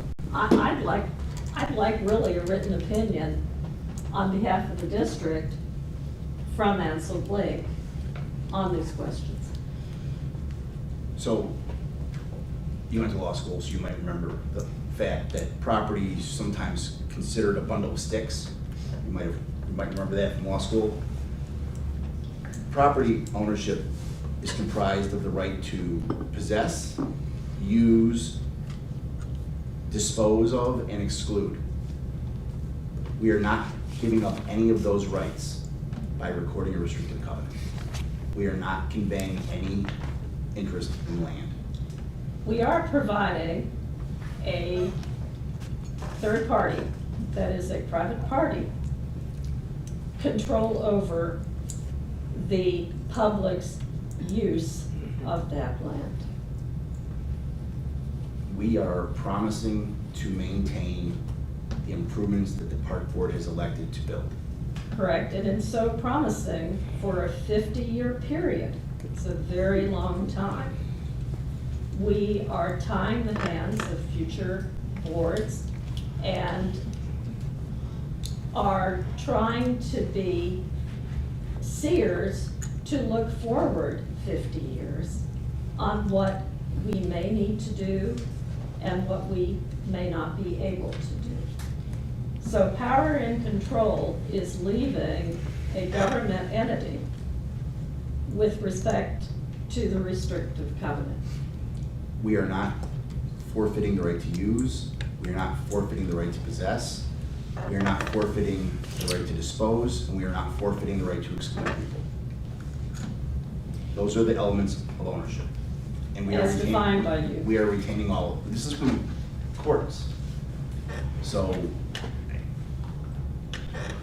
Remember, these are elements that we independently landed on as desirable for our project, for our design, independently.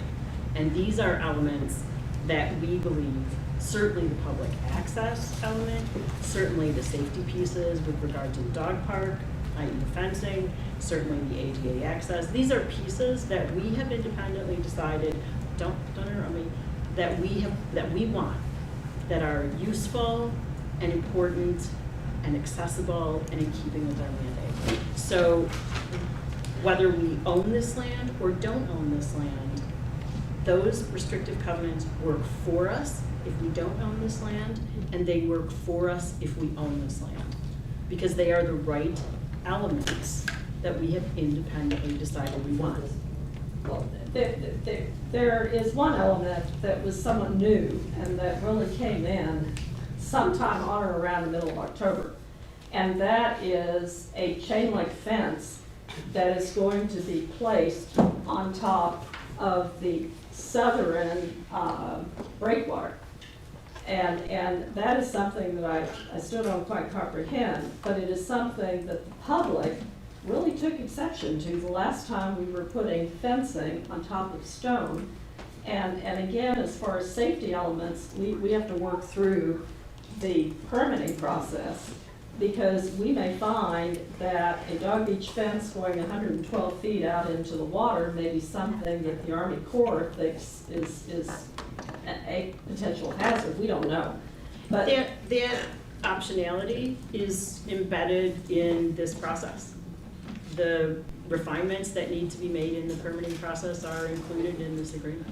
I guess what concerns me the most is that we find ourselves in what I believe is a case of first impression. Typically, restrictive covenants are included when you have someone who is making a donation in a donation setting. Someone's making a gift of property, and they want to make sure that in this gift, that in the future, certain things don't occur.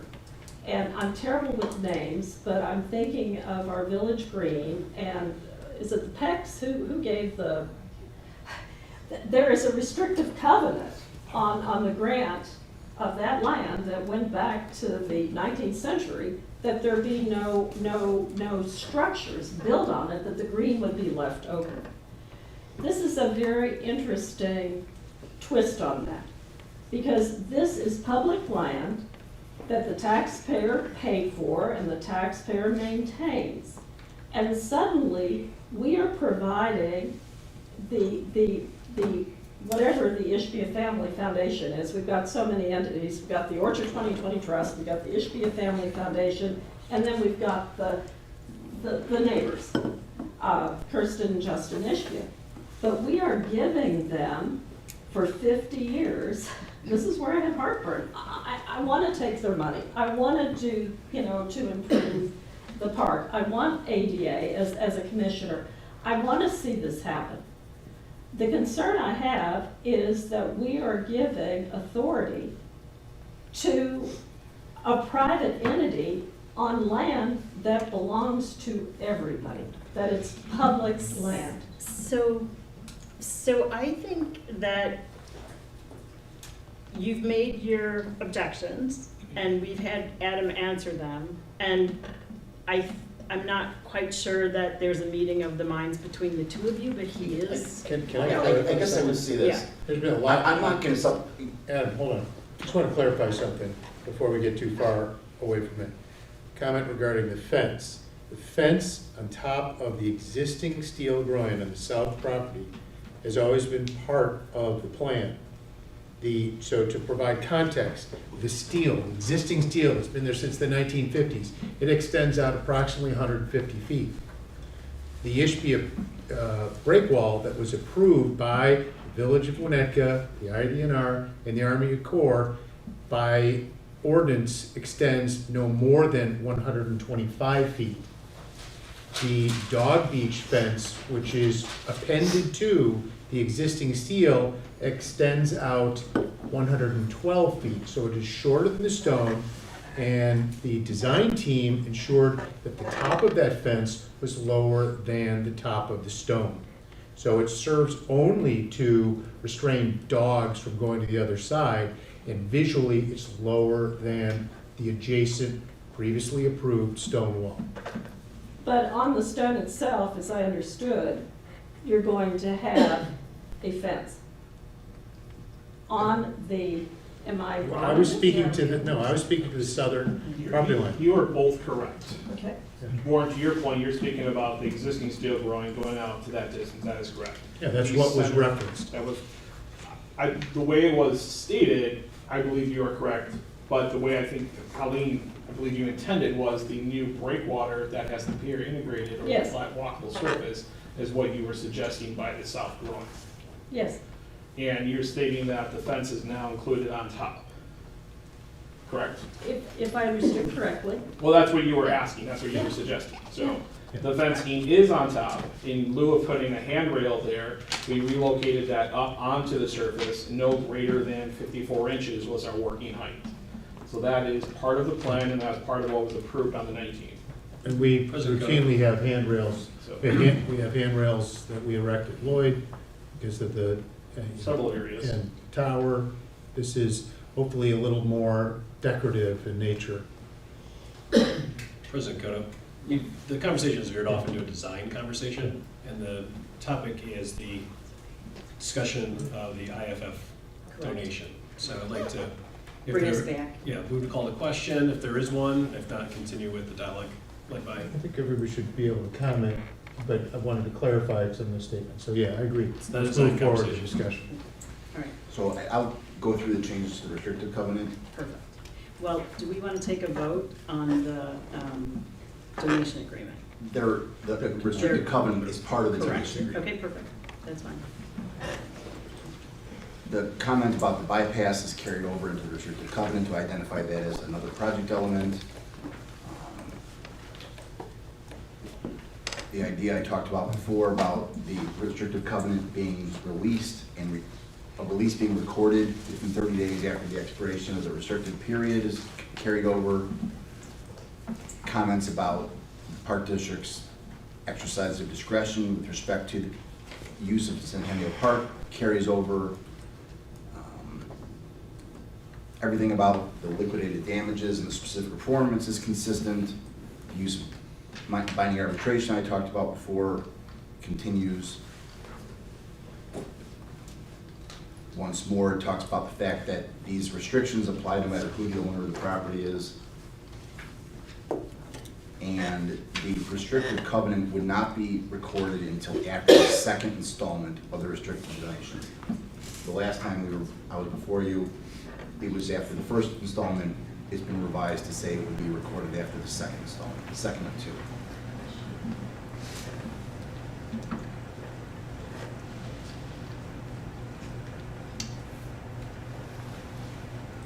So we don't have a neat option for public comment. You have a comment section later by visitors. Yeah. I wonder if we could move it up now.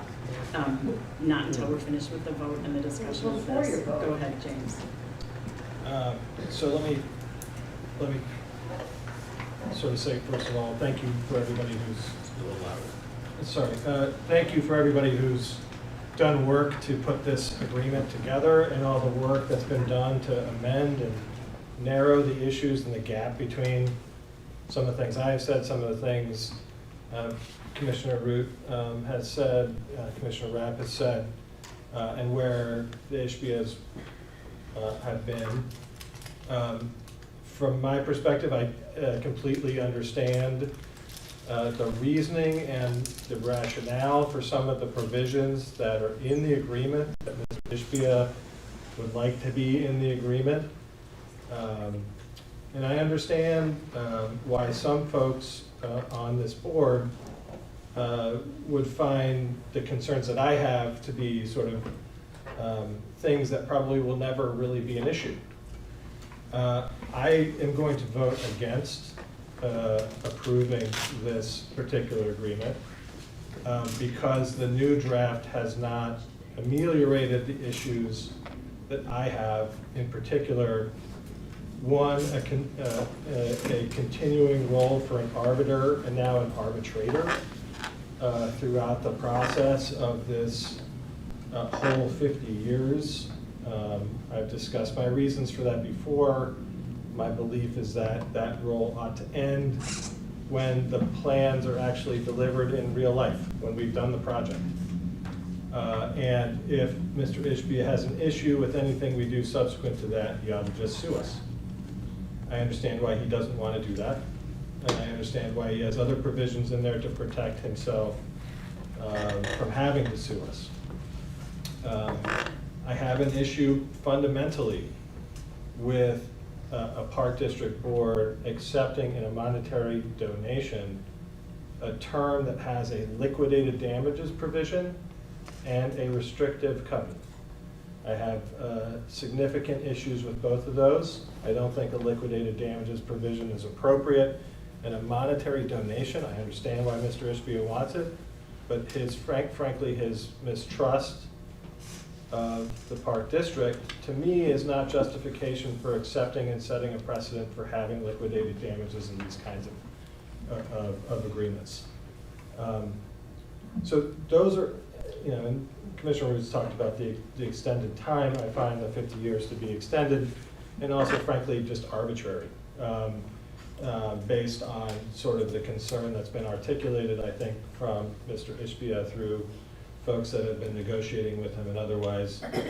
I can't agree to this. I can respect those who do find this agreement to be in the best interest of the public. I do not.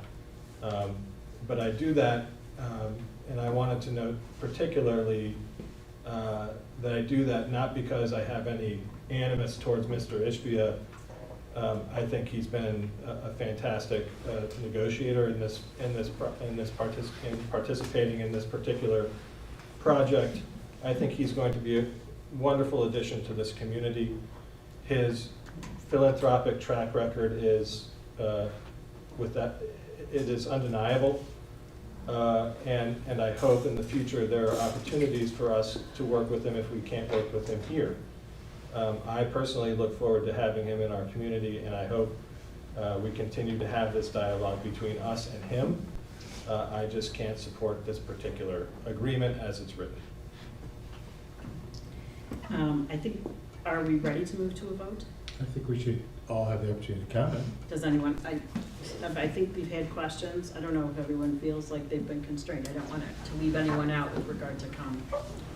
I have a few comments, if I may. Yes, absolutely. So to the board and public present, my first comment and observation, the donation agreement is not perfect, right? And why was it written in this current form? Simply stated, it's the actions of past and present boards that have led to this agreement structure that's made the agreement have to account for incredibly highly unlikely events. As Adam Simon highlighted, our ability to remove a breakwater and then be subsequently penalized with $3 million is incredibly highly unlikely. But subsequently, that's how the documents needed to be written. And I don't envision a future board taking those actions. So to me, the liquidated damages associated with it are significantly less of an issue.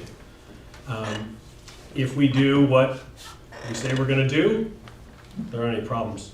The donation, I believe, provides the Winnetka Park District with an opportunity to enhance our beach project, which we've already approved. This is, in my opinion, a once-in-a-generation project. It is a donation, and the donation's been offered to help support it. I think it's important to understand what this project, more importantly, means to us. Because, no offense to anybody in the room, it's not about us. It's more about your children, your grandchildren, or your great-grandchildren. We will all benefit from the project, beach project, one day.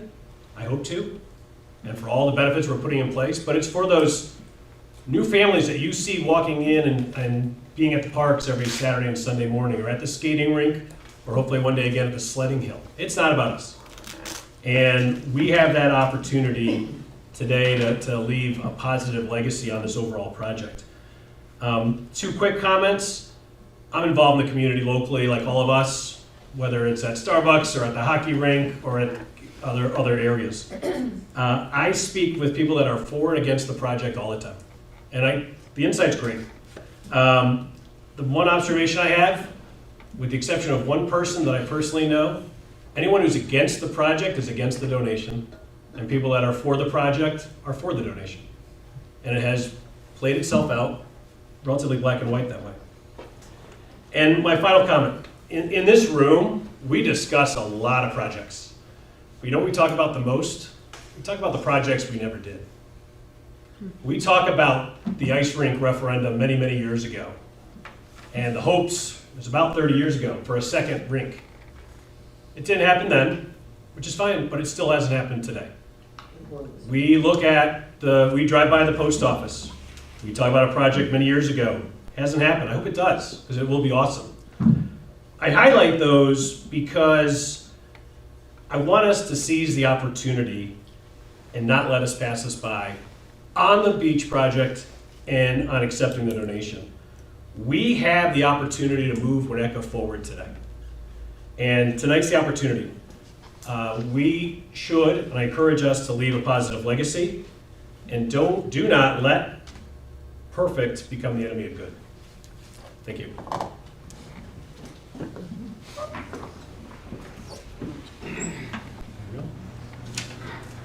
I hope you go. You stole a lot of my ideas. It's not perfect. It's not perfect. I'd much prefer that there be no stipulations whatsoever. I wish that the anonymous donor would not have put stipulations either. The stipulation was that we unilaterally terminate the exchange agreement, which exposes this park district to further litigation. And I certainly don't think that's the right move. It's about making prudent decisions, moving forward for the best interest of the community. I moved to Winnetka in 1973. for the first time. Right? I still remember the acrimony over McDonald's in 1980. It's been there for what, 44 years? Fits nicely in the community. But you thought that the world was going to end. I'm with Eric. 17 years since the post office project went down to resistance, some very vocal opposition. 17 years to regain, rebuild that capital, that political capital to advance a plan. I'd very much like to see something done. It's been 17 years since Fells has closed. It's really hard to get things done in this town. This marks the 10th year that I have been serving the Park District on this issue. I was asked almost 10 years ago to serve in the Lakefront Advisory Committee. 10 years. It shouldn't take that long. I'd be happy to meet with anyone. I've made my time available. I can explain every detail, every consideration. I know this project inside out, upside down, and backwards. And I can tell you that I'm here with 37 years in the real estate development world. I work with architects, engineers, and planners day in and day out. This is my world. I know the lake, I know boating. This is why I was selected to serve. This is the right project, and this is the right time. And the donation's not perfect, but it gives us the ability to move forward and leave something positive going forward. It's not about us. It's about our kids, and it's about our grandkids. And it's about healing and about bridging some pretty acrimonious times and moving forward. So I'm in support of accepting the donation and moving on.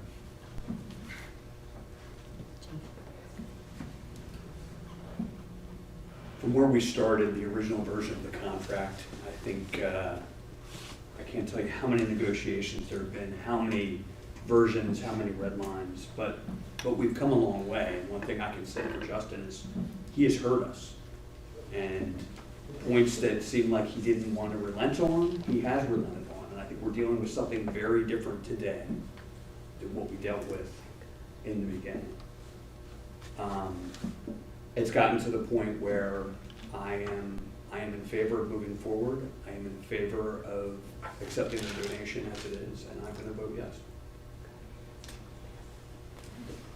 I want to reiterate Commissioner Hemming's comments, and I certainly want to see this project through, improvement of the beach.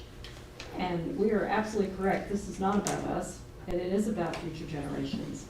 But this agreement is tying the hands of future boards, and it is really creates the opportunity for public land to be under the control of a private entity, even though it may be limited, as you said, to the project elements. It's a case, in my opinion, and I will look to council to contradict me, where a government entity is actually providing a restrictive covenant to a private entity. And I find that to be something that we should not establish as a precedent. Again, I think the timing of this is wrong.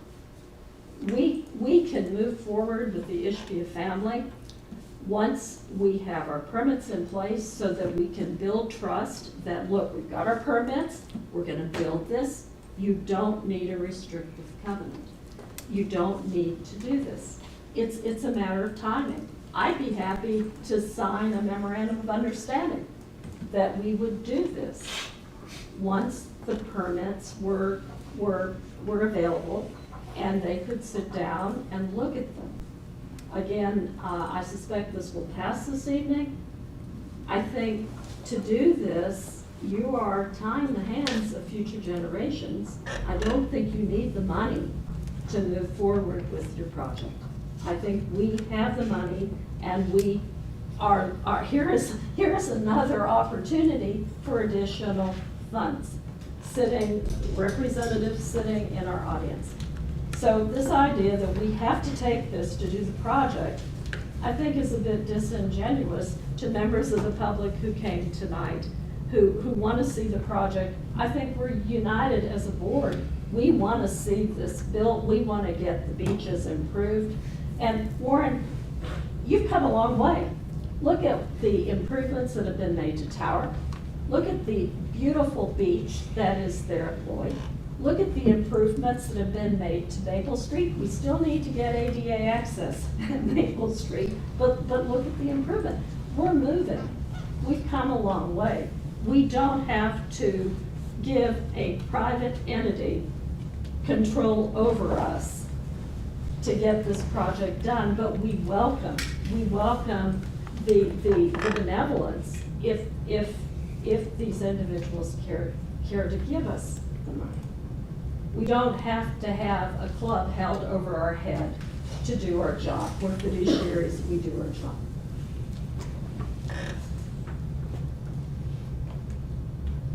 I'll be brief. I mean, I do want to extend gratitude to the Ishbia Family Foundation for the offer of a donation. I do want to extend gratitude to my fellow board members who have invested time to try and move this forward and get to a donation agreement. And I know that that's difficult. At the same time, I do again have the feeling that we're kind of starting in the wrong place, and we have to accept this donation.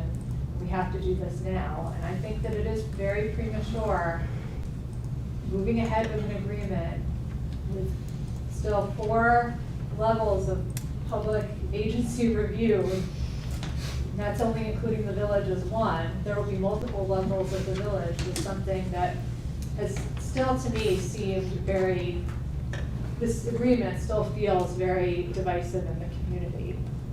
And I think that it will continue to feel divisive as we move through those things without focusing on getting our plan through these next rounds of public comment and making sure that it's okay with Mr. Ishbia at the end versus tying our hands now with this very restrictive agreement and covenant for 50 years. So that's where I am. I think that Commissioner Root's request for a formal opinion on the codes is something that would be beneficial to see.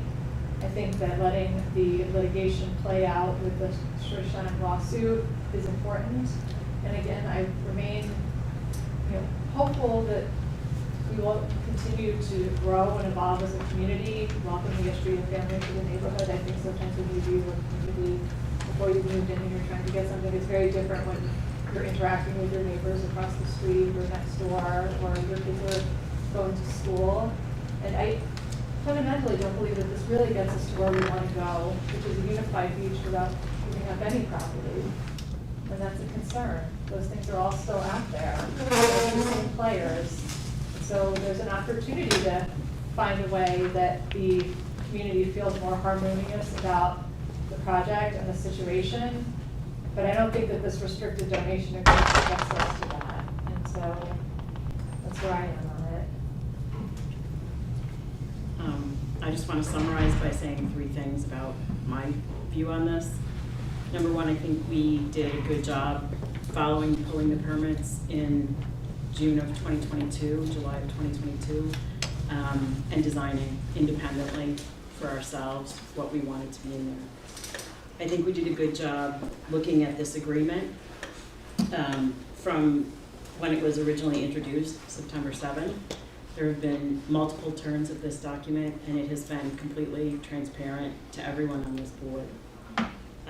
And number 3, I think that we have narrowed the restrictions to the elements themselves in such a way that it serves not only the donor, but also us as we move forward. And that's very important to me, because I do want to maintain public access, I do want to maintain the dog beach, and I do want to maintain ADA access.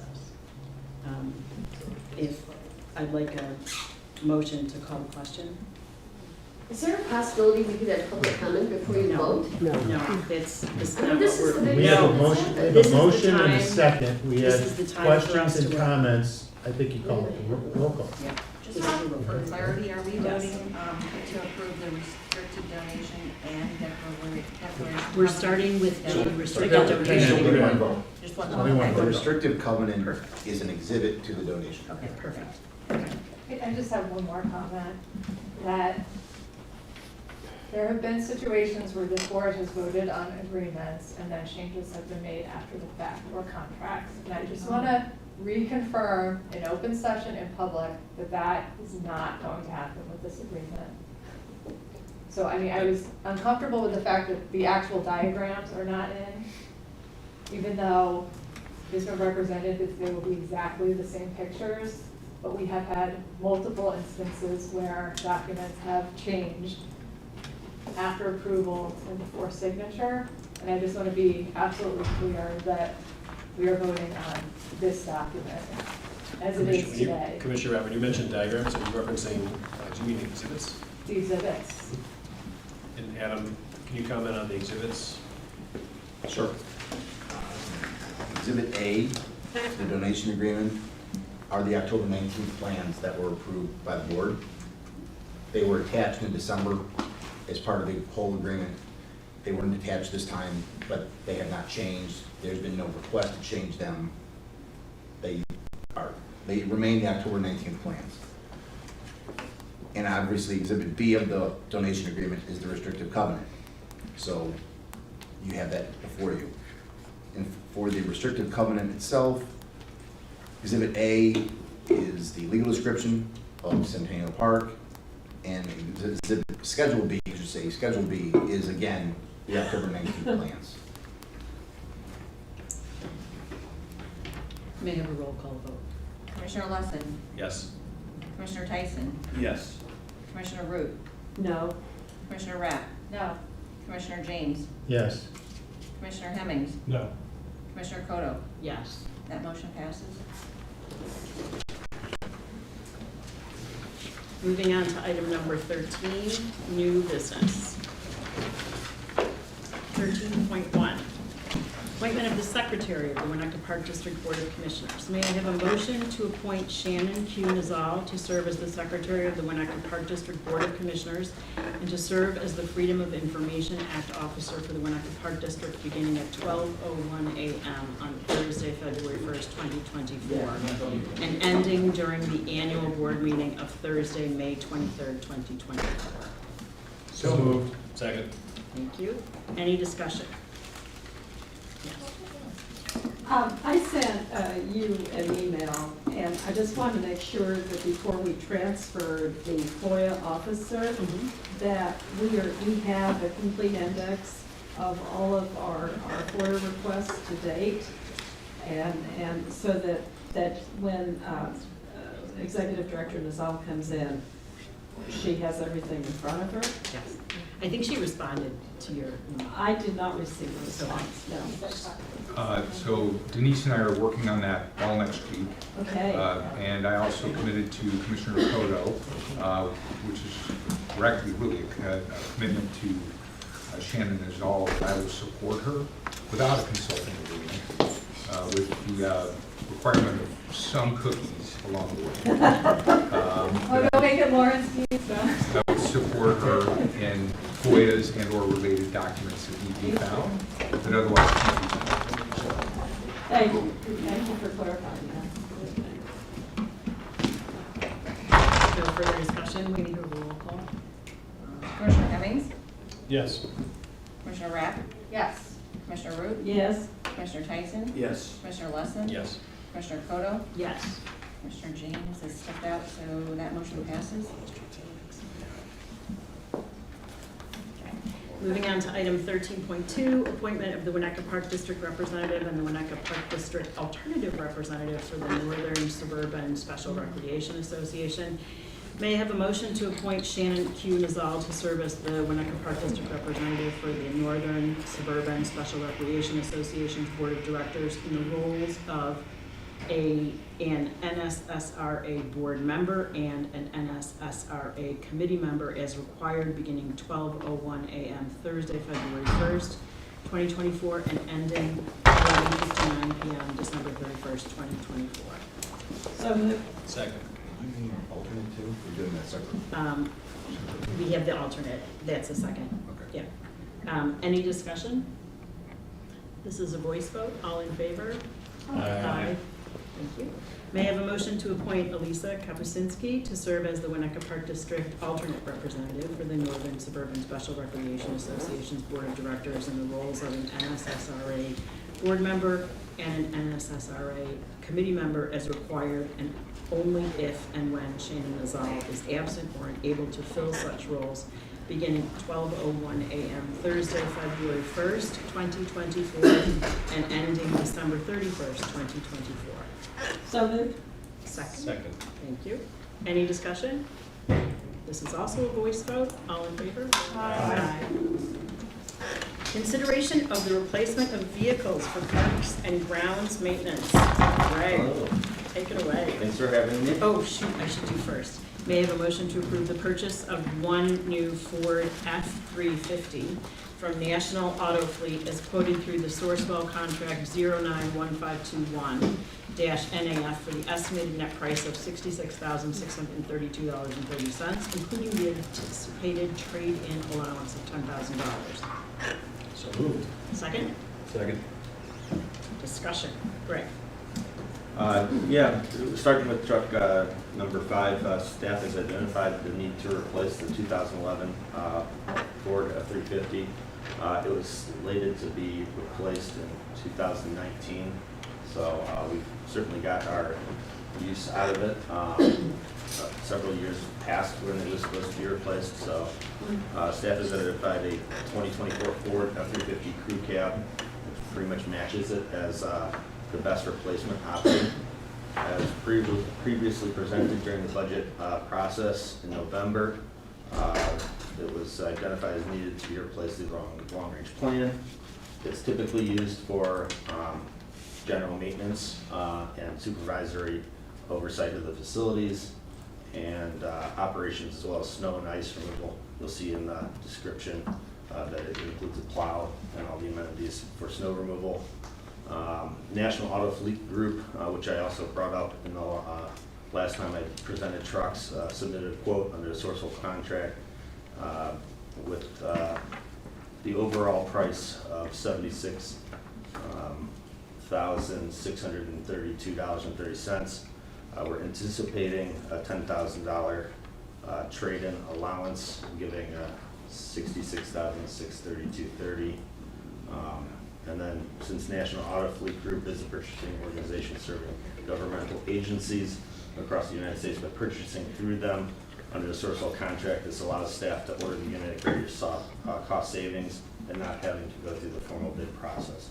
So it's our recommendation to replace this much-needed truck with the new 2024 Ford F-350. For the anticipated net price of $66,632.30 with that trade-in allowance. That's a roll call vote. Does anyone have any questions for Greg? Okay. Commissioner James? Yes. Commissioner Rapp? Yes. Commissioner Root? Yes. Commissioner Tyson? Yes. Commissioner Lesson? Yes. Commissioner Hemmings? Yes. Commissioner Koto? Yes. That motion passes. Excellent. May I have a motion to approve the purchase of one new Ford F-350 from National Auto Fleet as quoted through the Sourcewell contract 091521-NAF for the estimated net price of $47,374.86, including the anticipated trade-in allowance of $7,500. So moved. Second? Second. Discussion? Yeah, I will keep this one a little shorter since I know we've been here a while. Unit number 10 is also purchased the same year in 2011. It was also supposed to be replaced in 2019, so we're long past that as well. Both trucks have been through numerous repairs, so that as a cost savings to avoid future repairs, we recommend the replacement of this 2011 F-250 with a 2024 model. that would actually be a 350. This is because this truck is typically used by the mowing crew, and we're going with a better capacity as far as towing trailers. We see the need to go from a 250 to a 350, but again, still a 4-door. And this is also through National Auto Fleet as well, with the total price delivered at $55,224.86, with the anticipated trade-in allowance of $7,500 for the net price of $47,374.96. Just to sum it up. 86 or 96? 80s. I need to edit that. That's okay, 96, right? Yeah. That's okay. And then to sum it up, Zach recommends the purchase of a new Ford F-350 from National Auto Fleet with the configuration shown as quoted through the contract for that estimated price. This one will be, if we get that estimated trade-in allowance, that brings us at $7,625 under budget, whereas the other one I think was a little over budget, but with the net of about $6,000 combined under budget for Nice. both trucks. So we're still hitting the mark there. Good. All right, thanks. Any discussion, any questions for Greg? Okay. It's a roll call vote. Oh, sorry. I just want to clarify, the actions you're taking tonight are only to purchase the new vehicles. Trade-in allowances are quoted, they're not final.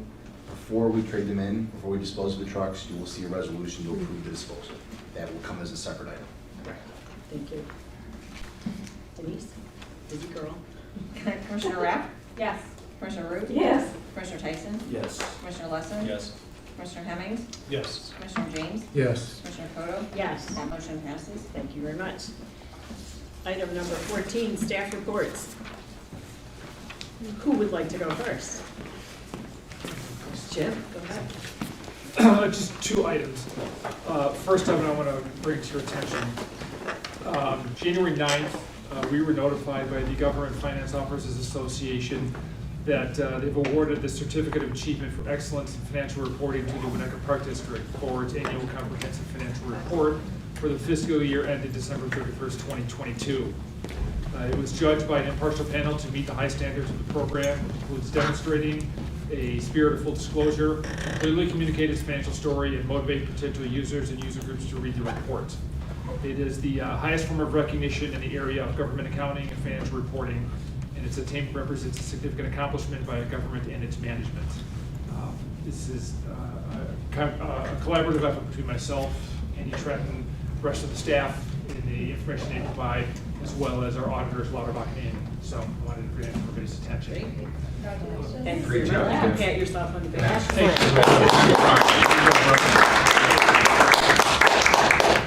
And on that note, and it's hard to believe it's here already, we're kicking off the 2023 audit. Oh, geez. So hard to believe, but our preliminary date for field work is February 15th. So I will keep the board appraised of progress as we move in through the 2023 audit process. So that's what I have for you. Go right around the room, Lisa. Happy New Year, everyone. So over winter break, we had successful winter breaks. We ran our regular camps and then some sports camps for the families that were in town over winter break. All winter programs are up and running. While we are thinking all things winter, it's time to start thinking about spring and summer camps. So the brochure for spring and summer camps launches this weekend. So it will be live and registration will be opening soon, but you can start planning all your spring and summer camp plans. We did have to work around, as we mentioned in the last board meeting, we do not have access to District 36 this summer due to their school construction. So we did have to kind of maneuver around and move our camps, and all of the camps, new locations will be noted in the brochure. So start thinking about summer. Just a question, so we're not having any camps at D36 property? Correct. Even with our IGA designated stuff? That was anticipated at the time. What? That was anticipated. They will also be not going back to school until after Labor Day, so we will have extended summer as well.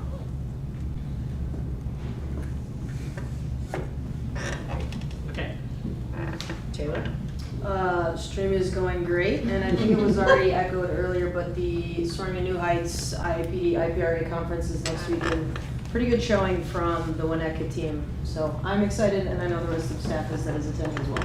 Excellent. Greg? Anything further? Nothing further at this time. Okay, perfect. Co-star? I like to talk. Not much to say. Currently, just want to make reference to some of the other ideas that we've been working on with the village, of course. Stormwater for Pearl Island is going to be ramping up here soon. Village is anticipating bids to be open next week on the 24th. So we're excited to see what comes of those and what the lowest responsible bidder can be for that. Hopefully, it's somebody that can handle the project well and work with both the village and the park district to make that project work well for everybody involved, including School District 36. As Andrew mentioned earlier, we did have a punch list closeout item for the golf course. We're finalizing a lot of the totals and things, so we're looking through the numbers. We'll circle back. We still owe payment to the village, so we will still be accrediting or charging back to 2023. So as I have that, Jim, I'll let your office know, so this way we can make sure that we do that journal entry, of course. But just working through the projects, getting ready to try to get things online for the golfing community with the cart barn additions that we need to do there for our new fleet of golf carts. So we're going through that. Some other improvements, smaller improvements to the community, and of course our ongoing work on LA Centennial. But besides that, the platform tennis, John, I'm sure you'll touch on that a little bit more, correct? Go for it. Sure. So tomorrow evening, we are going to have a grand opening ceremony for the new courts that were installed on courts 7 and 8. That's going to kick off at 5 p.m. Run until about 6:30. So there'll be some light refreshments, some food, beverage, and recognition to all the community members who participated in donating towards those courts. That was an entirely funded project through the Winnetka Platform Tennis Association, which was a great collaboration. So that's something else that be recognized, and we'll try to keep everybody inside to keep it nice and warm, but the courts are heated, so that helps. But yeah, that's it. Okay. Thank you. I'm gonna skip to Denise, yeah, and then I don't have John anything has his own section. Okay, fine. So Costa deserves to highlight that event because you put all the effort into it with your staff. So, and I know you always shake your head and say it was the staff, but incredible leadership from you and Greg. I know you were knee deep in that whole program, so thank you for everything you did, and it should be a great celebration tomorrow night. Kate, speaking of the work she's done from a PR and marketing perspective, she is, at Commissioner Root's suggestion, going to highlight places where community members can sled. We have shut down the sledding hill. It's an active stormwater site, project site. Still, I confirmed that with the village of Winnetka, and it's obviously an active golf course construction site. So we'll have something distributed to the community, both in an email blast, but also on our website. Thank you. Yes, ma'am. Consulting agreement with Kaylee Profit has been inked. It is an agreement that the board asked staff to complete, which we did. Huge thanks to Adam Simon for helping us along the way. Certainly Shannon Azal had a critical hand in it, as did Denise. So we inked that literally at 4:10 today. But she is just a gem of a person, and we're lucky to have her serving the Park District. She's the transcriber of the minutes. She's, yeah, the minutes Okay, just so everybody guru. knows how much we need to thank her for our long meetings. We can't get enough of the Decennial Committee on Local Government Efficiency, so there will be one more meeting. We have to approve the meeting minutes from tonight. So I would love to actually drag Lynn Larkin, all of them back in, because I know they just love sitting there. Just awesome to watch that all unfold with their arms folded and smirks. Elder Centennial cost analysis. So you have the most up-to-date information, $705,457.33 spent on a number of items. It does not include the Lakota Group invoice, which was approved earlier today, so I will add that and then hand the baton to Shannon. The legal expenses came in at $178,734.97. which is well under budget, which was $225,000. Those are the updates on those two reports. I don't think we're going to have any more invoices for legal expenses incurred in 2023, so that should shift to 2024 with the next meeting. And then I'm going to take some time before anything else happens, because it's matters of the director, so it's my time. It has been nearly 9 years, and Mickey Archambault was here earlier, so he and I walked in, and it was just an honor to begin serving at the encouragement of Ed Harney and Michael Flanagan. 9 years later, the first people I'd like to thank: Julie, my beautiful wife,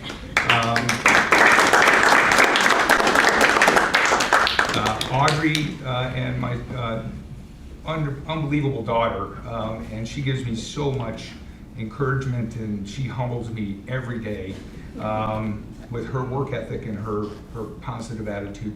Similarly, my son Mike, who is just an unbelievable young man. They are really de facto commissioners and executive directors in so many different ways. They've lived a life.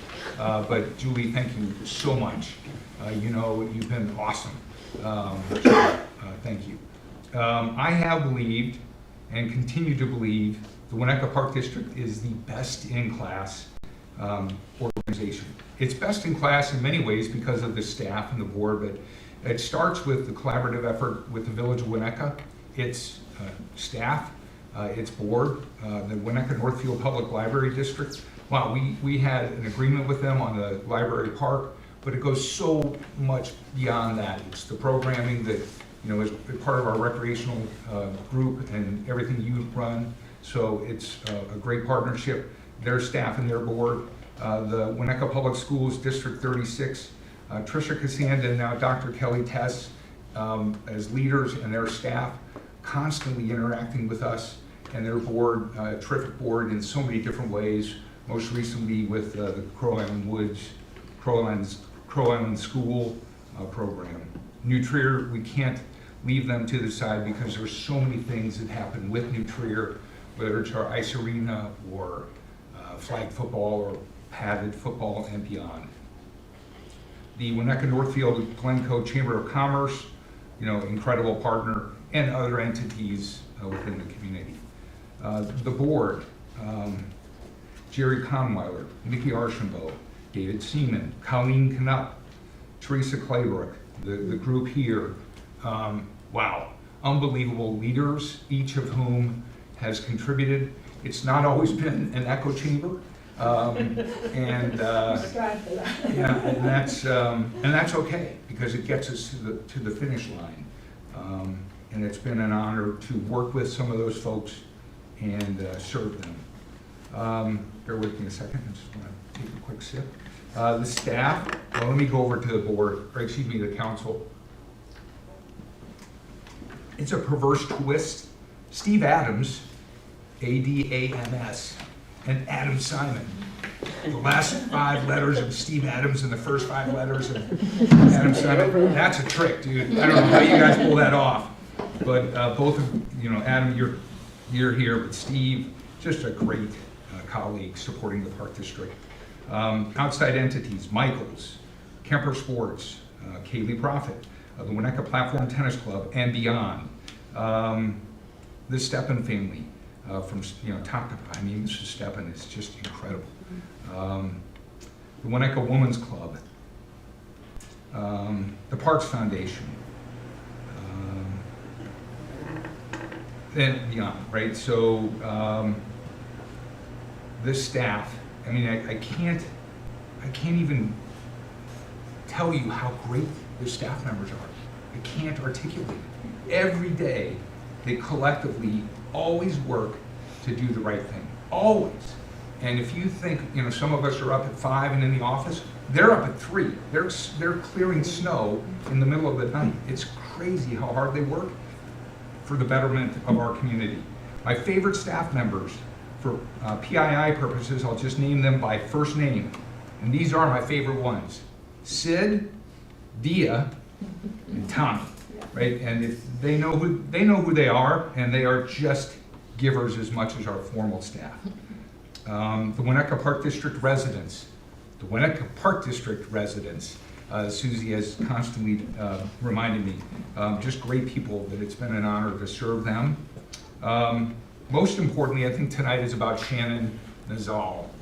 You have in a new executive director a wonderful person. She is, I called her a Swiss Army knife tonight. She has so many competencies and capabilities and leadership and vision and energy. And it's awesome that the board selected Shannon. She's gonna crush it. So congratulations to the board. And I just wanted to thank everybody who's here for the honor to serve the community. So grateful.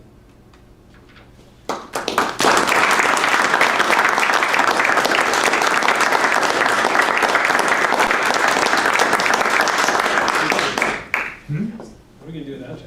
Oh, you'll decrease the average height. Dramatically. Yeah, don't have to worry about door hinges.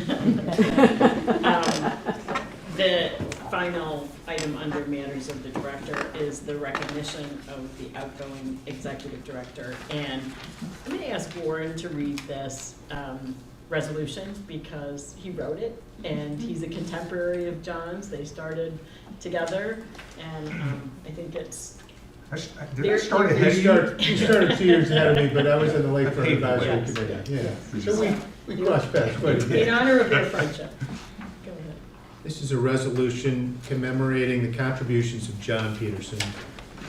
Be it resolved, the Board of Park Commissioners of the Winnetka Park District and all its citizens express to John Peterson their gratitude and appreciation for his invaluable service as Park Board Commissioner and Executive Director for the Winnetka Park District. Whereas for the past 9 years, John served first as a Commissioner from May of 2015 through April 2020, then as Executive Director from May of 2020 through January of 2024. At all times, John worked tirelessly for the benefit of the Park District and its constituents. Whereas John Peterson has faithfully served as a member of both the board and the staff, he dedicated extraordinary time and energy for the betterment of Winnetka Park District and its constituents, including his leadership through the pandemic, maximizing safe access to programs and facilities, and revitalizing the Winnetka Parks Foundation. Whereas John Peterson's commitment to service took many forms, often being the first to welcome new residents to the community with home visits and his specialized Winnetka Welcome Basket. Or he'd be the last to leave the many meetings and events only after everything was cleaned up. John exemplifies the principle of servant leadership. Whereas John Peterson brought the same commitment to team performance and continuous improvement to the Park District that he demonstrated on the basketball court at Northwestern University, he led the Park District to exceptional financial performance, as you heard here tonight, but throughout his tenure, consistently delivering excess revenue and reduced expenses, allowing millions to be reinvested in park facilities, while also undertaking an extraordinary range of improvements to personnel and management protocols. Whereas because of John Peterson's leadership, the Winnetka Park District completed, and I must admit, Mickey's got a more comprehensive list, but Dwyer Park Master Plan and Development, Hubbard Woods Master Plan and Development, Winnetka Waterfront 23 Lakefront Master Plan, Tower Road Bluff, Park Bluff and Staircase, Lloyd Beach renovation, Step and Boat Launch donation and boat storage improvements, Nick Corwin Park renovation, platform tennis, 2 additional courts, Kemper Sports Management Agreement, Elder Centennial Park planning process, Winnetka Golf Club renovation and stormwater improvements, District 36 intergovernmental agreement, Crow Island Woods land transfer, expanded camp program offerings, outdoor tennis court resurfacing, kickball tournament in cooperation with the Cary Wood Foundation, Winnetka Park, updating the Winnetka Park District manual, and implementation of diligent community. Whereas John Peterson consistently demonstrates exceptional professionalism, patience, perseverance, combined with an extraordinary work ethic, his greatest contribution being his inexhaustible enthusiasm for the betterment of the Park District and his community. Now, therefore, be it resolved that this sincere expression of appreciation and gratitude for his outstanding service be a matter of record of the Winnetka Park District, and that the original of this resolution shall be presented to John Peterson. I would ask for a motion to approve, well, you have to ask for the motion. May I have a motion to approve this resolution? So moved. Second. Thank you. All in favor? Roll. Do a roll call. So everybody gets Commissioner a chance. Hemmings? Yes. Commissioner James? Yes. Commissioner Rapp? Yes. Commissioner Root? Yes. Commissioner Tyson? Yes. Commissioner Lesson? Yes. Commissioner Koto? No. John just said it's risky, so I just wanted to. All right, so we need to stand with Warren by the flag over there, and we'll take a picture. Right? Two. Wow. Yeah. There's a picture.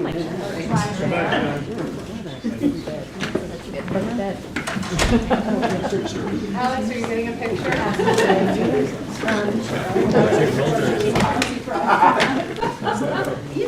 is getting a picture.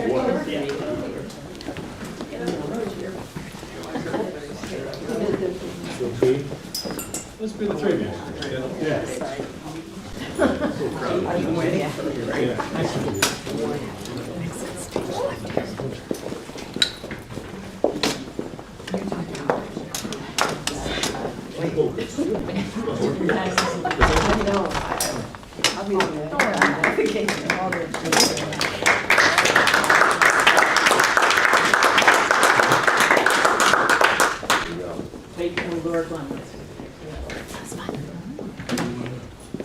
I just want to say one more thing.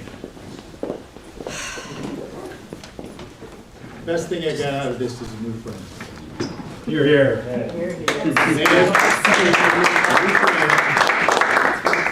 A new friend,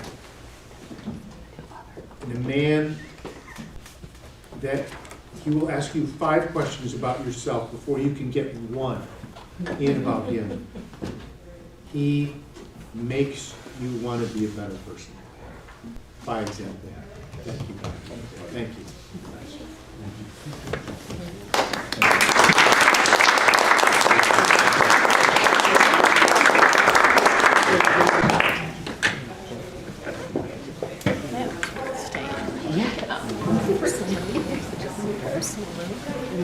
Husband's words. Okay.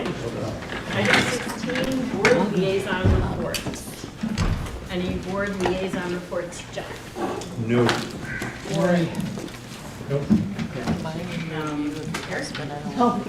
Board liaison reports? None. No.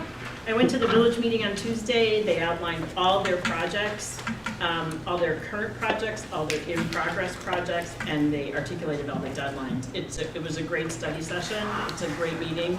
I would strongly recommend everybody just look it up because there's a bunch of great slides on there. There's a couple things that involve the Park District, so we're looking forward to working with them on those.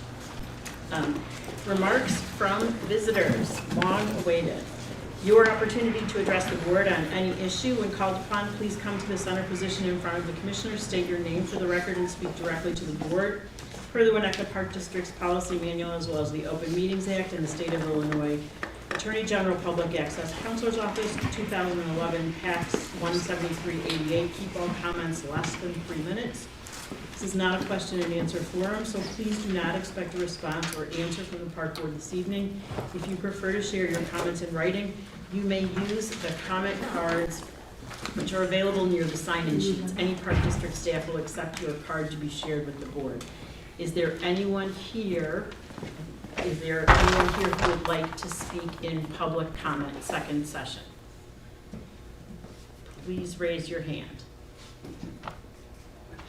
Back row?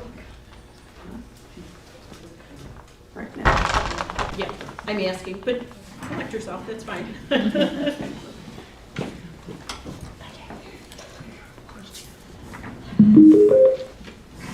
Thank you. I don't think anybody will have trouble hearing me anyway because I tend to speak out pretty clearly.